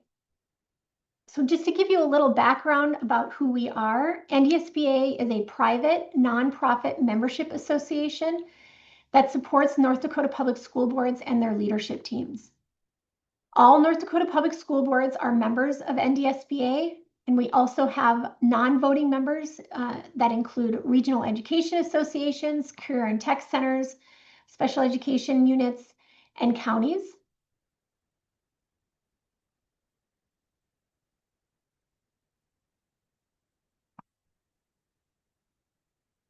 Okay. And then we work with board members, superintendents, business managers, and other district leaders in several different areas. Those areas include governance, advocacy, policy, legal compliance, training, and professional development. Our goal at NDSBA is to provide practical support and resources. We know board members and administrators usually do not need a long academic explanation. They need to understand what the issue is, what the district's options are, and what the next step should be. NDSBA is governed by a 7-member board of directors. That includes our board president, vice president, immediate past president, and then 4 regional directors. And those individuals are all elected by our membership at our delegate assembly every October. And so they are your fellow board members that are serving and directing our organization. That structure helps keep our work connected to what school boards are experiencing across the state. And we want our programs and services to respond to the real needs of North Dakota school districts.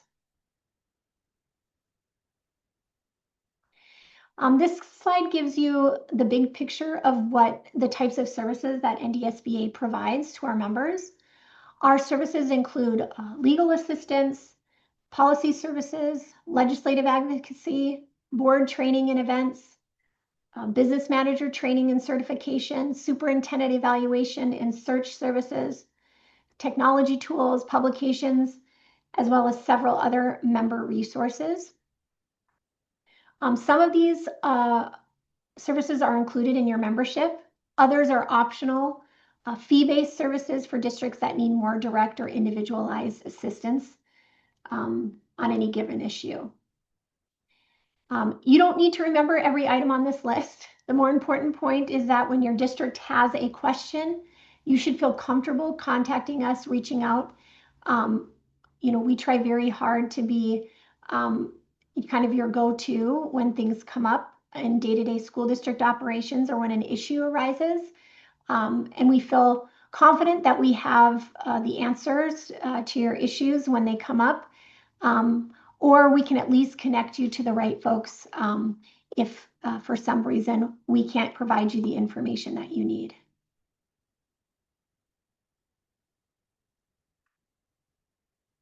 I would say legal services are a significant part of the work that we do on behalf of our membership. On behalf of our members. As part of your membership, we provide general legal information and compliance guidance.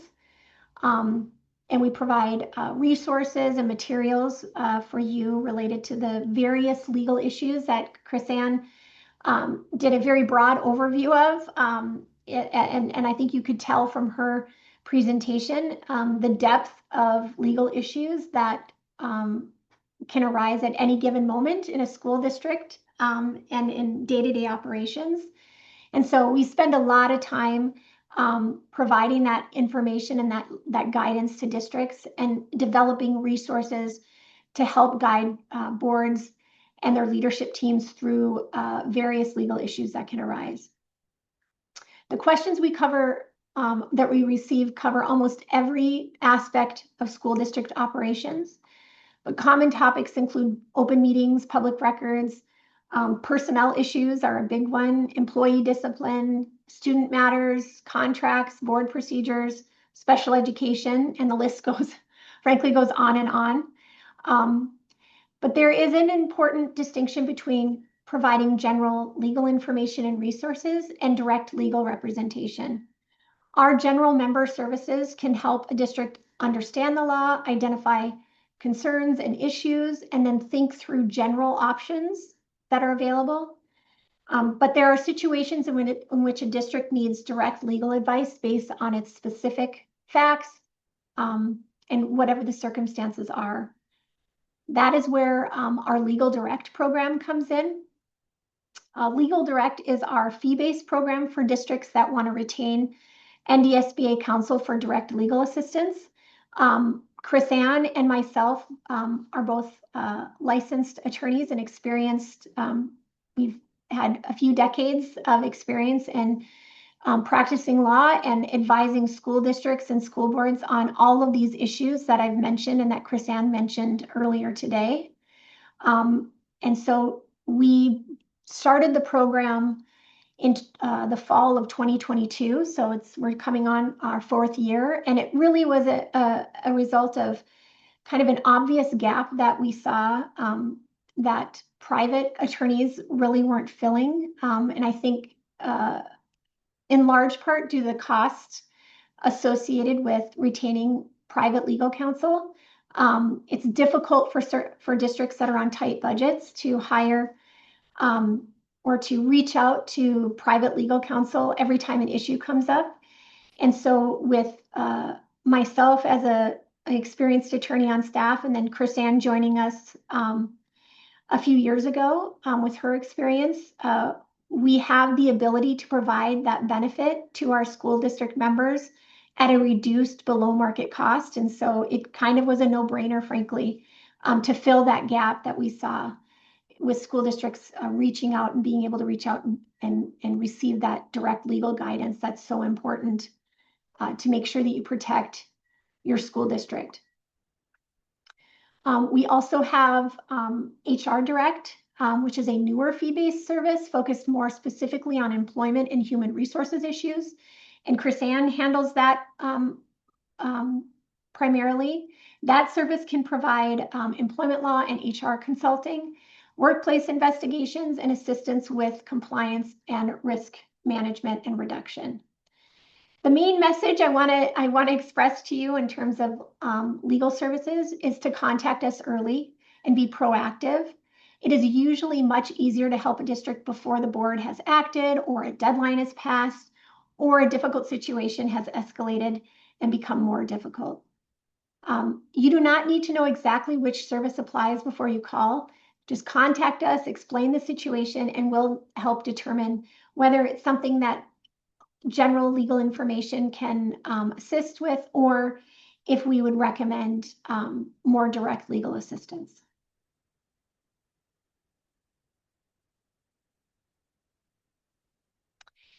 NDSB also maintains an extensive policy library with more than 600 legally reviewed sample policies and regulations for our members to use. Those policies cover nearly every area of district operations, including governance, personnel, finance, student rights and responsibilities, safety, facilities, and instruction, to name just a handful. Policy work sometimes feels like paperwork, but good policies are an extremely important part of appropriate and responsible governance. They establish expectations, assign responsibility, provide consistency, and then help districts comply with the various legal requirements and regulations that you have to be concerned about. Our policy services includes access to templates, legally required updates, individualized policy review, and then policy web hosting options as well. We can also work directly with districts on larger policy projects, and Patty Verdow at our office mainly helps with that. But that might include reviewing an entire policy manual, updating a particular section of your manual, addressing legal changes, or helping the district align its policies with current practices, because we oftentimes see a policy saying one thing in the district practice, what's actually happening looks much different. And so it's important to have that alignment as well. One caution I would give boards is not to simply adopt a policy because another district uses it. A policy should fit your district, comply with current law, and match what your district can realistically implement based on your circumstances.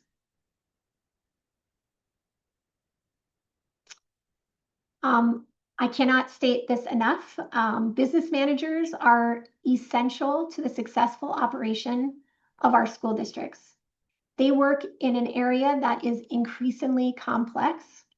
Their responsibilities are extensive. I think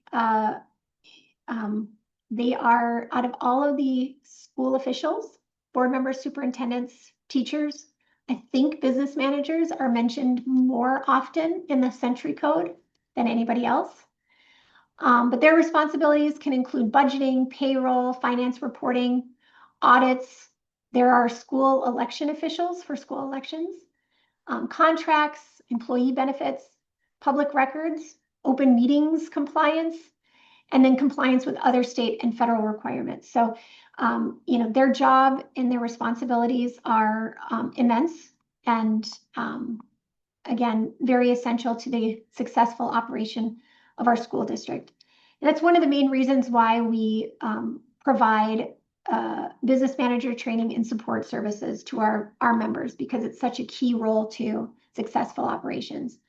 One of the things that we provide is a business manager certification program, and we have been experiencing over the last handful of years a significant turnover rate in business managers across the state, large, small, rural, urban, doesn't matter. And it's becoming an increasing concern because of the complexity of the job. When you have frequent turnover, it can really wreak havoc and chaos in a district. And so one of the things that we provide is a business manager certification program. And I would encourage school boards who have when you hire a new business manager, to please get them enrolled in the certification program as soon as possible so that they can start building that foundational knowledge that underlies their job. It is essentially a learning on-the-job trial by fire type of position, and any supports that you can provide and resources that you can provide to make that easier for them, I strongly encourage you to consider. We also provide mentoring program for business managers. I say mentoring for new business managers, but it really is for business managers at any experience level. And that mentoring is guided by experienced business managers. They're the ones running the program for us. But we provide ongoing compliance support to business managers as well. Let's see. Again, for board members, I would encourage you to recognize the importance of your business manager's professional development. You guys as board members depend on accurate, timely, and understandable financial information, and supporting your business manager through training and professional development is an investment in the board's ability to govern responsibly. So I'd encourage you to encourage your business manager and support your business manager in taking advantage of the training and resources that we have available for them. I'd mentioned earlier, another service that we recently launched is the NDSBA Evaluator Service. This is a secure, user-friendly online evaluation platform that's built through BoardBook Premier meeting software, and it's been designed specifically for NDSBA members. It supports superintendent evaluations, business manager evaluation, as well as board self-assessment. And we also hope to add more evaluation options over time. So for example, the system would allow you to conduct surveys if that's something that you're interested in. It'll allow you to conduct surveys in the future. So that's one option that we're likely going to add at some point here in the future. Really, the system is designed to make the evaluation process more organized and consistent. Board members can complete their individual evaluations online. The information then is compiled into a couple of different reports, and then the board can move from individual feedback to finalizing an evaluation record that is then provided to your superintendent. The evaluation tools can be customized based on your particular needs or the areas that you want to focus on for evaluation of your superintendent. We have created templates for you to use. So you can use those templates, or you can adjust the questions and the standards to better fit the goals in your district, your superintendent job description, because that can vary from large, small, rural, urban districts, and what your local priorities are. We developed this service because evaluations are important, but they are not always easy to manage. And I would say that some of the evaluation instruments that we are supporting or utilizing were outdated and really weren't kind of reflective of the current standard of superintendent evaluation. So we wanted to provide a more robust, efficient, and effective evaluation tool for our members. Again, the evaluator service is intended to provide more structure and to be more secure and just an easier way to get to meet your evaluation responsibilities and obligations, and to really make it an effective process for both the board and your lead administrator. That service is available now, and you can sign up. Right now, I did a Brunch and Learn webinar on it in June, and that is available on our website as well if you want more information. I even give a demonstration of the evaluator service and the platform. So if you're interested in that, please contact us and we'll give you that information. Moving on, training is another major part of our work. We provide customized in-district training that can be tailored to the needs of individual board or leadership team. We not only provide board training, leadership training, but we also provide staff professional development through our Legal Direct program as well. I forgot to mention that, but that is something that Chris Ann and I do on a regular basis. Sometimes the most useful training is a session with the full board and the superintendent in the same room. It gives the governance team an opportunity to discuss expectations and develop a shared understanding before a problem arises. We oftentimes get called out after a problem arises, but I would encourage you, to not wait until that happens. We're certainly happy to come out and assist when that does happen, but I'd encourage you to think about that as a professional development rather than being reactive when a problem starts to develop. We also hold several statewide events each year. Those include the new member Learning to Lead workshop that is required of all new board members within the first year of their election. That is held in October at our annual convention. We also hold our law seminar and annual convention in early October every year. And I think this year it's gosh, I'm probably going to get this wrong, but I think it's the 8th and 9th of October this year. It's the Thursday and Friday of that week here in Bismarck at the Event Center.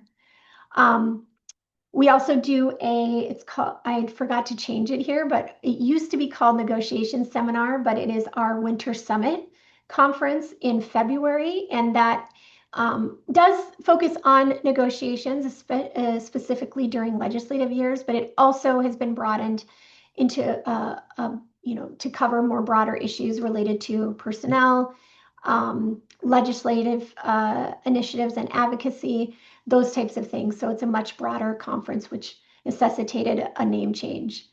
We also do specialized webinars on various topics such as school finance, FERPA elections, personnel issues, legal and policy updates, those kinds of things.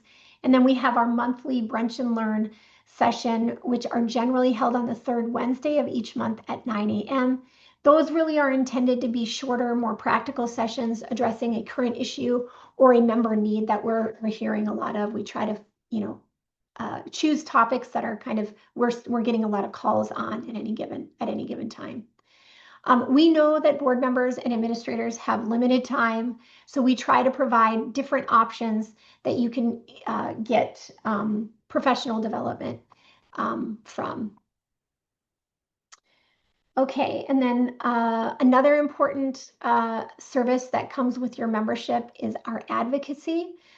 We represent school boards and leadership teams in the legislative and policy development process. And by policy development, I mean statewide policy development process. Our legislative positions and priorities are not created by us alone here at NDSBA. They are adopted by our members through our delegate assembly process. And then during the legislative build up to the legislative session and throughout the legislative session, we're guided by a committee made up of several of our school board members, to help guide us and respond in real time to policy proposals that are being discussed at the legislature. The delegate assembly process allows school boards to help determine the policies, beliefs, and legislative priorities that guide our advocacy work. So we set standing resolutions that help guide, that are guiding principles in setting our legislative agenda in any given legislative session. We also are very active during the interim between legislative sessions. A great deal of legislative work happens during interim committee meetings and long before a bill is formally introduced. So we keep an eye on that process for you, provide updates, provide guidance and advocacy through that time period as well. During the legislative session, we provide members with bill tracking, with summaries.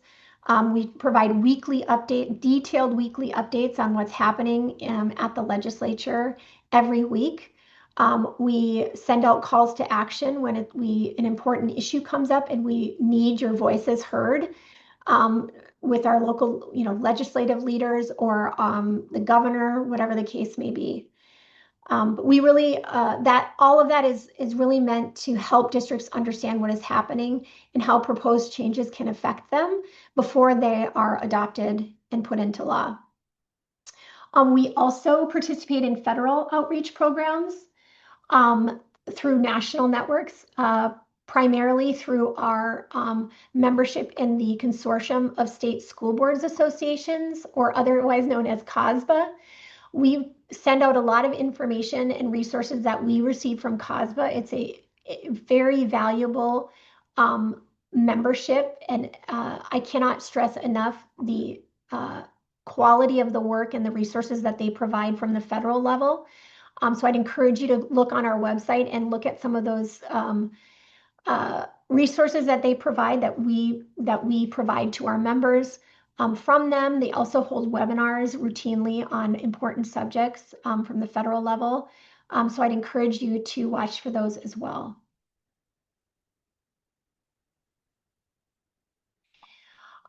Just a quick note about our membership management portal system. This is the main place where members can manage their information and access several of our services. The one thing I really want to stress is the importance of updating the contact information of your board members, superintendent, and business manager. If we don't have your up-to-date information, we can't send you the information that you need to keep updated on all the things that I talked about today. And most of that management of contact information is done through the business manager. So business managers, please make sure, especially now, after electing new school board members or starting a new contract year, if we have new administration, to please update that information as soon as you can.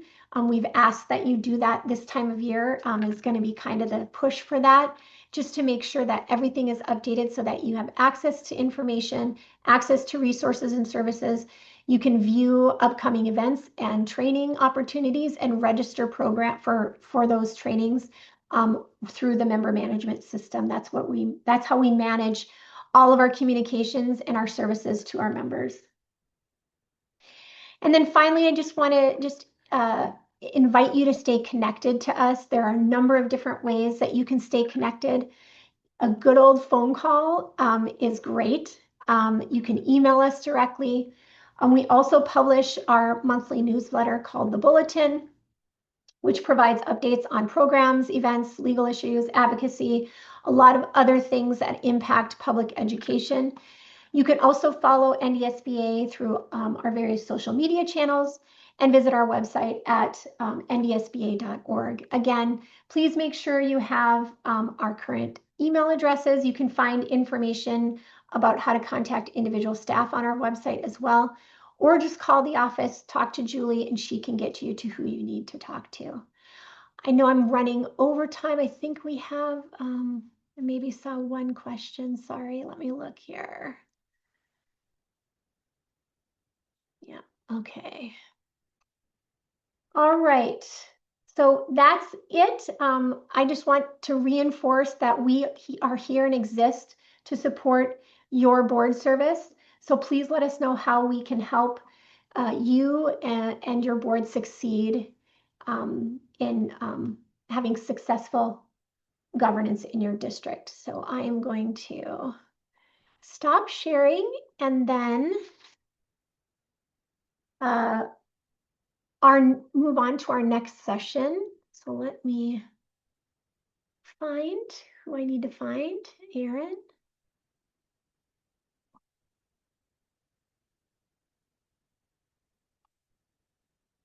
Here we go.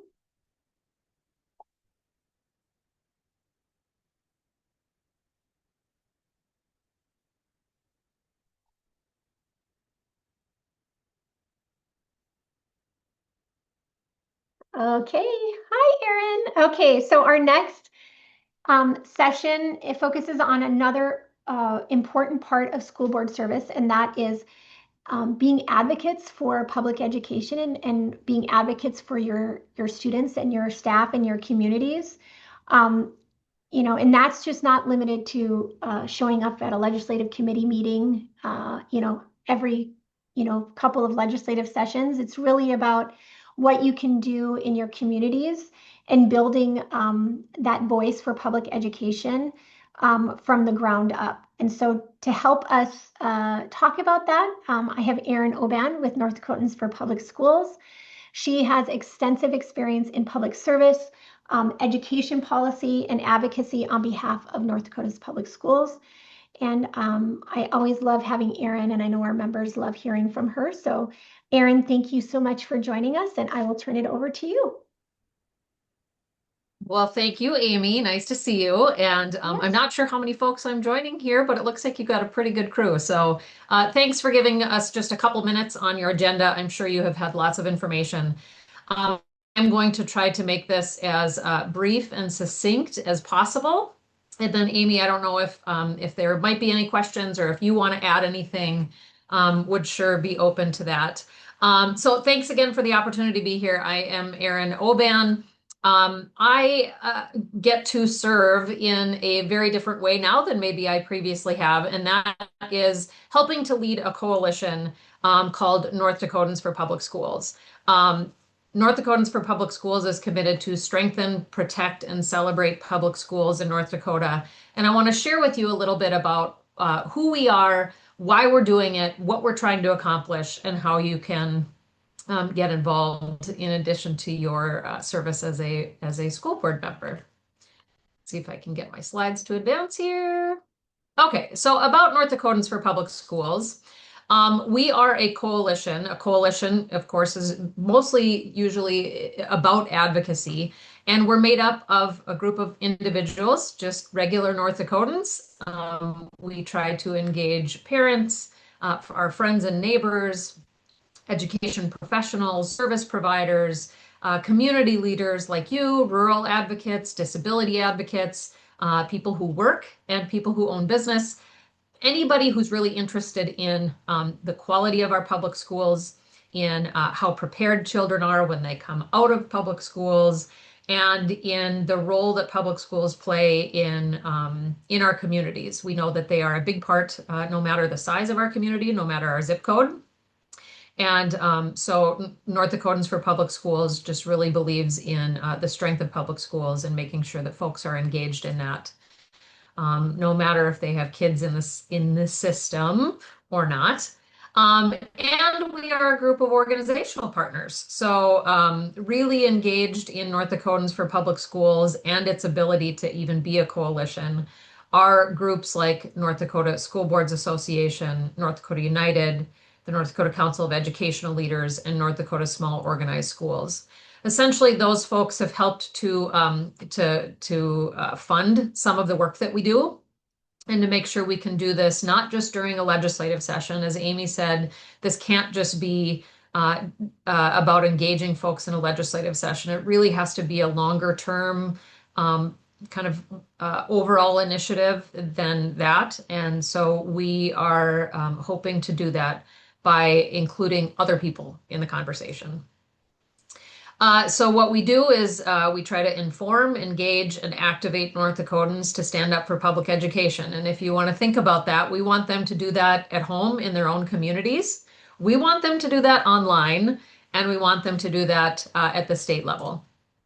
And as I said, we want to strengthen, protect, and celebrate public schools. So when we talk about strengthening public schools, as a coalition, we advocate for good policy, especially at the state level, we're kind of focused on. We advocate for the personnel that is required to provide quality public education. And we advocate for the resources that it takes to provide quality public education. We want to protect our public schools. That means fighting against misinformation and false narratives that oftentimes may be being presented mostly at the national level, and that we know have a huge impact locally. The way public schools and public education is talked about at the national level certainly influences the way people feel and think about public schools. And we are committed to making sure that misinformation does not continue in that cycle of really harming our public schools. We want to protect against funding cuts. Again, we are pretty focused with our work at the state level. We know that much of those decisions are made at the local level, but we want to make sure that as we're advocating for the resources you need, we also oppose anything like funding cuts and voucher programs that ultimately use public dollars for non-public education. We recognize that there are a lot of needs in our public schools with our public school kids and families. to support our public school educators. And any dollar that's taken out of public schools and supports non-public education is a dollar that could be used for our public schools. And we want to celebrate the good things that happen every day in our public schools by elevating the successes that happen. Maybe as North Dakotans, we're not as good about bragging about the good things that happen, but we know that we have to really elevate those stories of success with our students, with our educators, and with our families.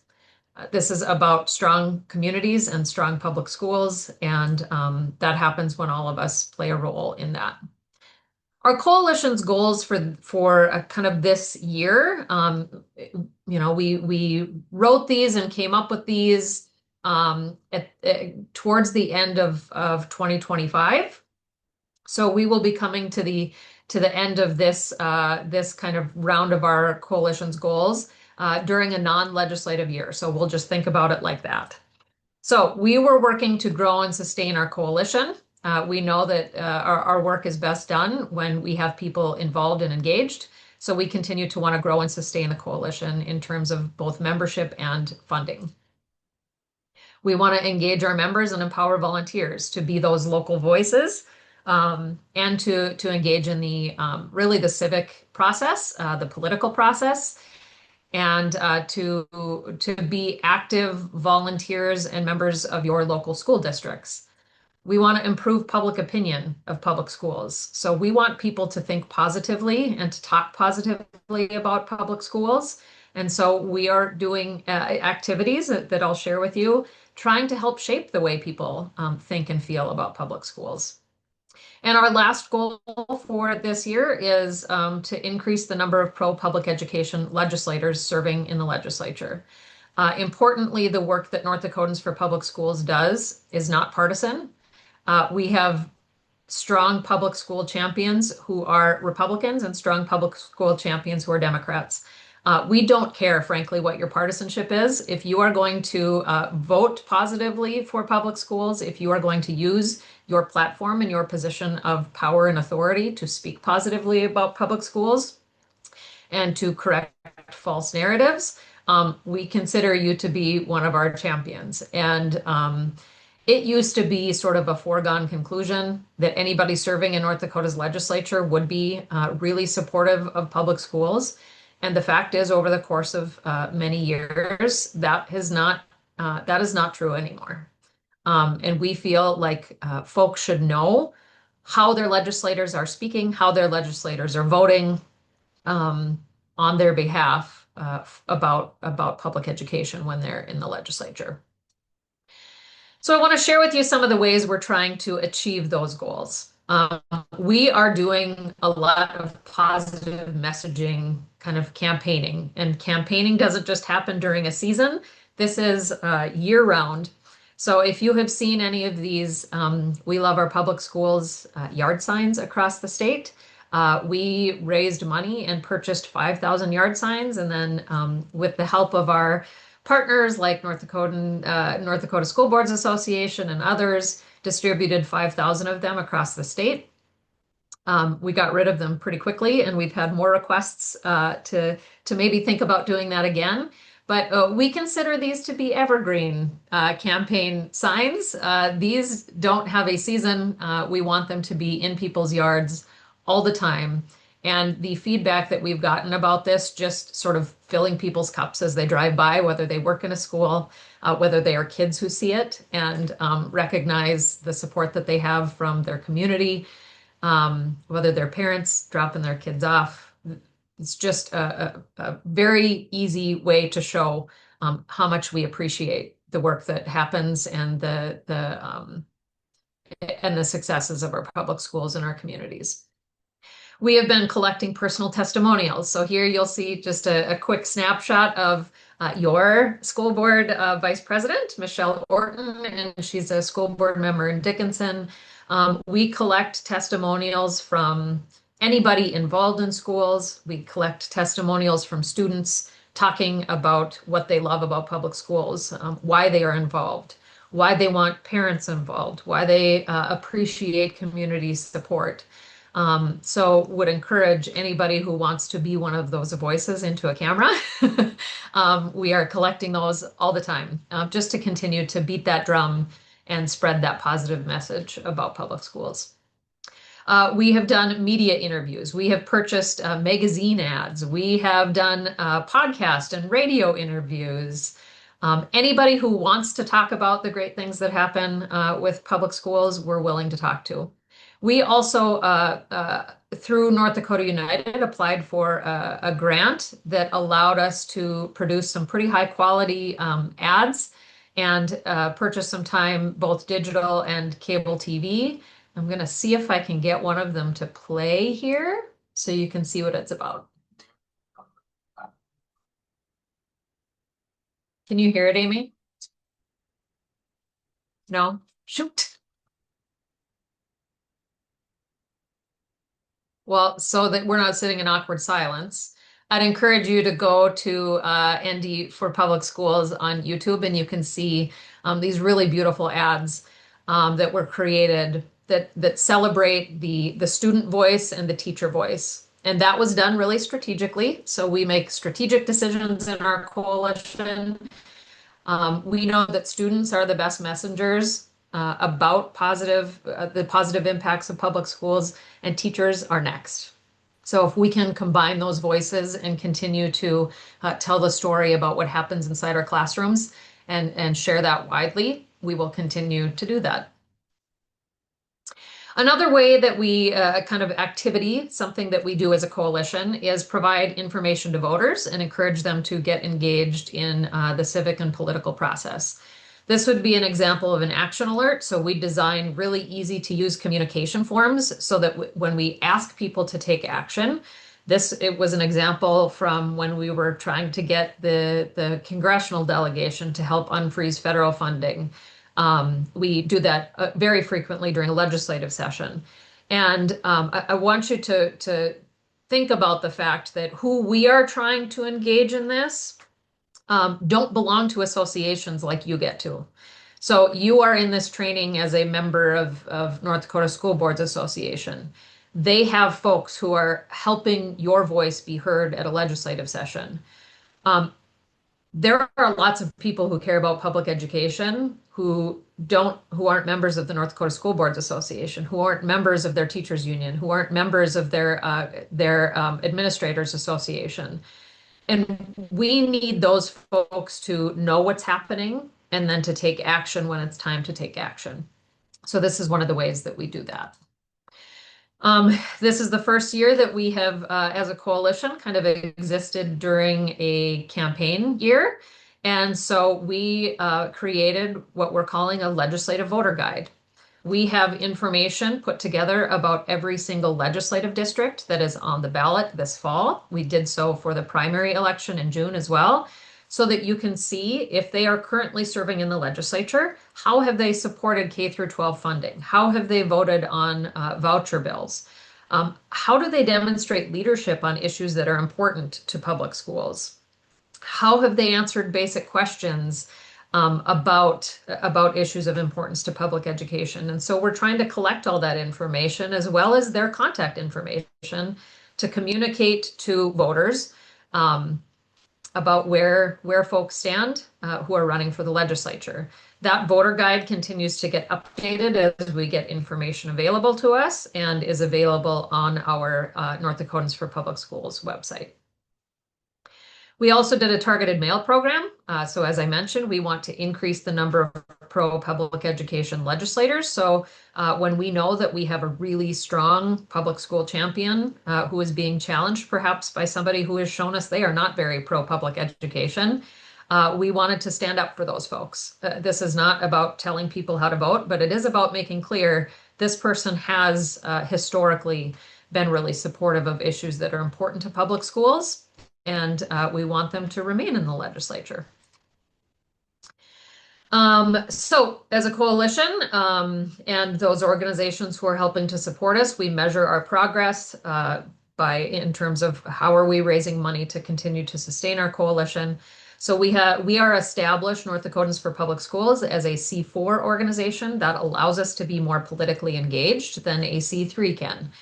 So they also, those wise groups who helped to form this coalition, set up a 501c3 that allows folks to also contribute that way and then get some tax benefits. We measure it by the amount of engagement we get on social media, on people who sign up to join our coalition, and on people who take action when we need them to. And we are also tracking how this is through public polling. So if any of you ever get a opportunity to participate in a public poll, this is one way we're measuring, are we having an impact over time? So thinking about the fact that we really only started existing as a coalition about January, February of 2025, right, Amy DeCook? Yep. There is some historical information we can look at with if you were asked by a poll, what letter grade would you give North Dakota's public schools? And then we track that and we calculate a GPA. So how many people said A, B, C, D, or F? And over the course of time, we are trying to improve that GPA number so that we can see if people are feeling and thinking more positively about public schools. In the long run, as I said, we know that this can't just be a one-off activity during a legislative session. North Dakota's public schools educate 95% of our kids.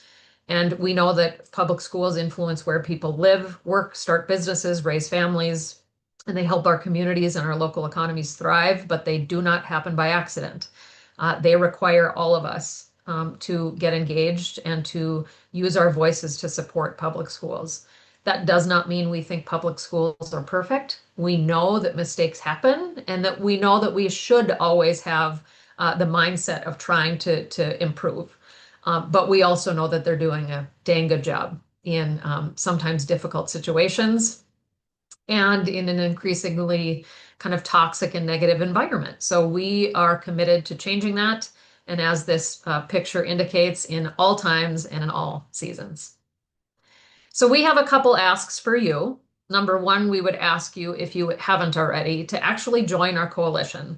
And Amy, if maybe somebody could throw our website in the chat so that you can just click on that link.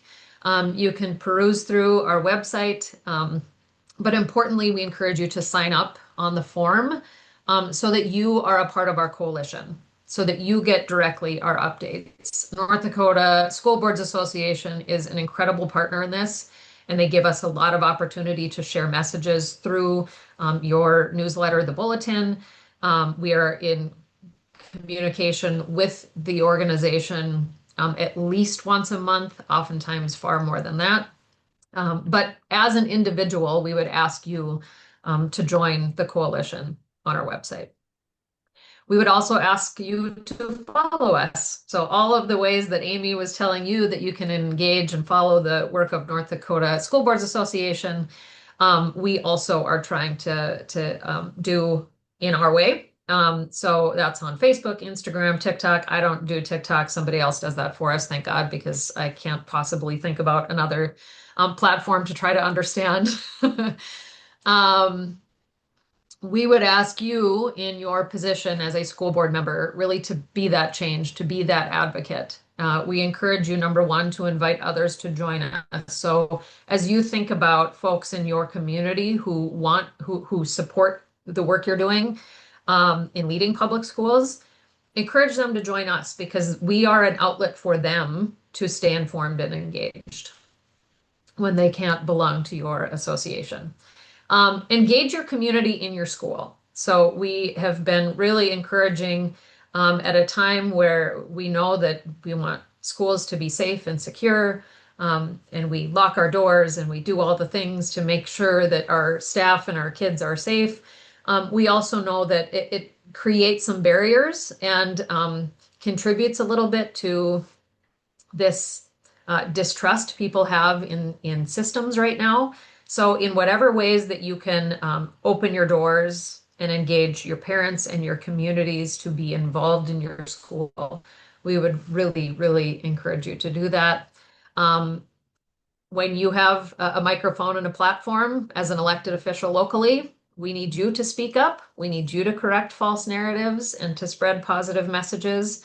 And we also ask you to get to know your legislators and educate your legislators. As somebody who served for 8 years in the legislature, we make the decisions that we do with the information that we have.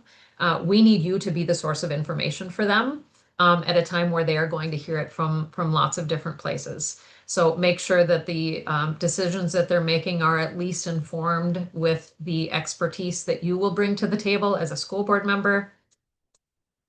And Amy might hate this one, but I'm going to say it anyway. Run for the legislature. Now that you have experience for us, and I think I saw one or two names who might have already served in the legislature who are on school boards. I appreciate very much the work you are about to do and continue to do as a school board member, but especially as North Dakota's term limits really take effect. We are going to lose legislators. That can be good, that can be bad. So the more we can have people serving in the legislature who know and understand public schools, the harder the fight there is going to be. So if you're willing at some point to think about that, we would ask you to think about that. Amy, that's what I got. Thank you both as individuals who stepped up to serve your community and your school. And thank you as members of the North Dakota School Board Association for your willingness to support North Dakotans for Public Schools. We will only do this together, and we will only do it by asking other people to step up and speak up and advocate for public schools. So thank you. Amy, if you got any questions or comments or anything to add, by all means.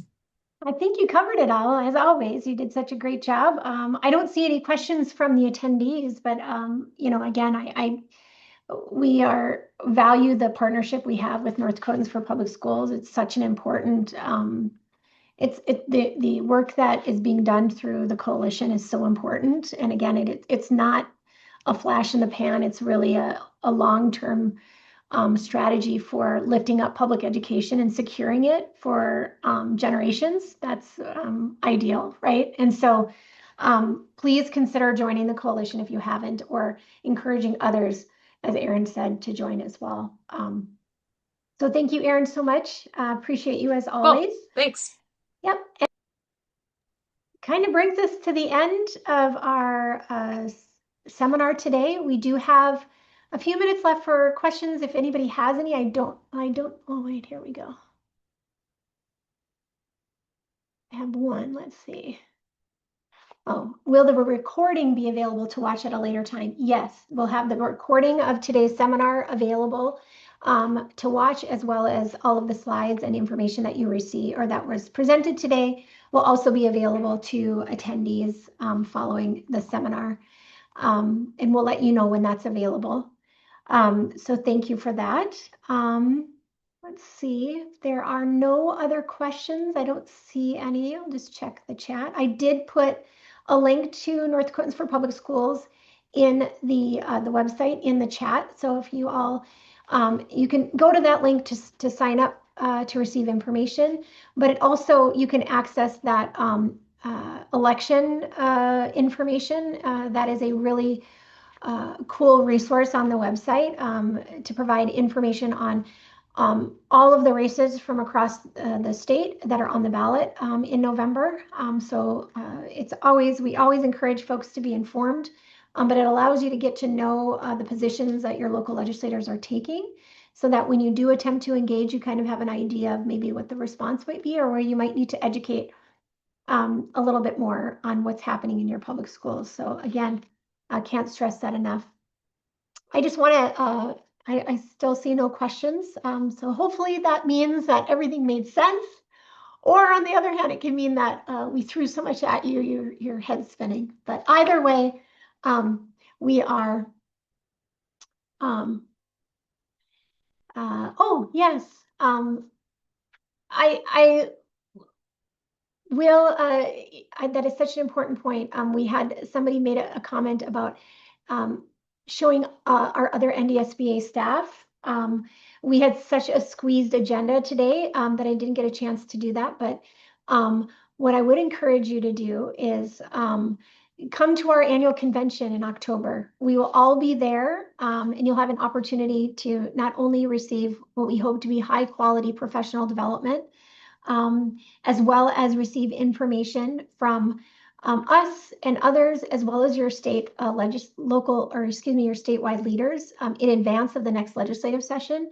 But it is really a great networking opportunity to get to know your fellow board members across the state. So, and our staff will all be there, and you can meet us all there in person and connect a face to a name as well. But I appreciate that comment.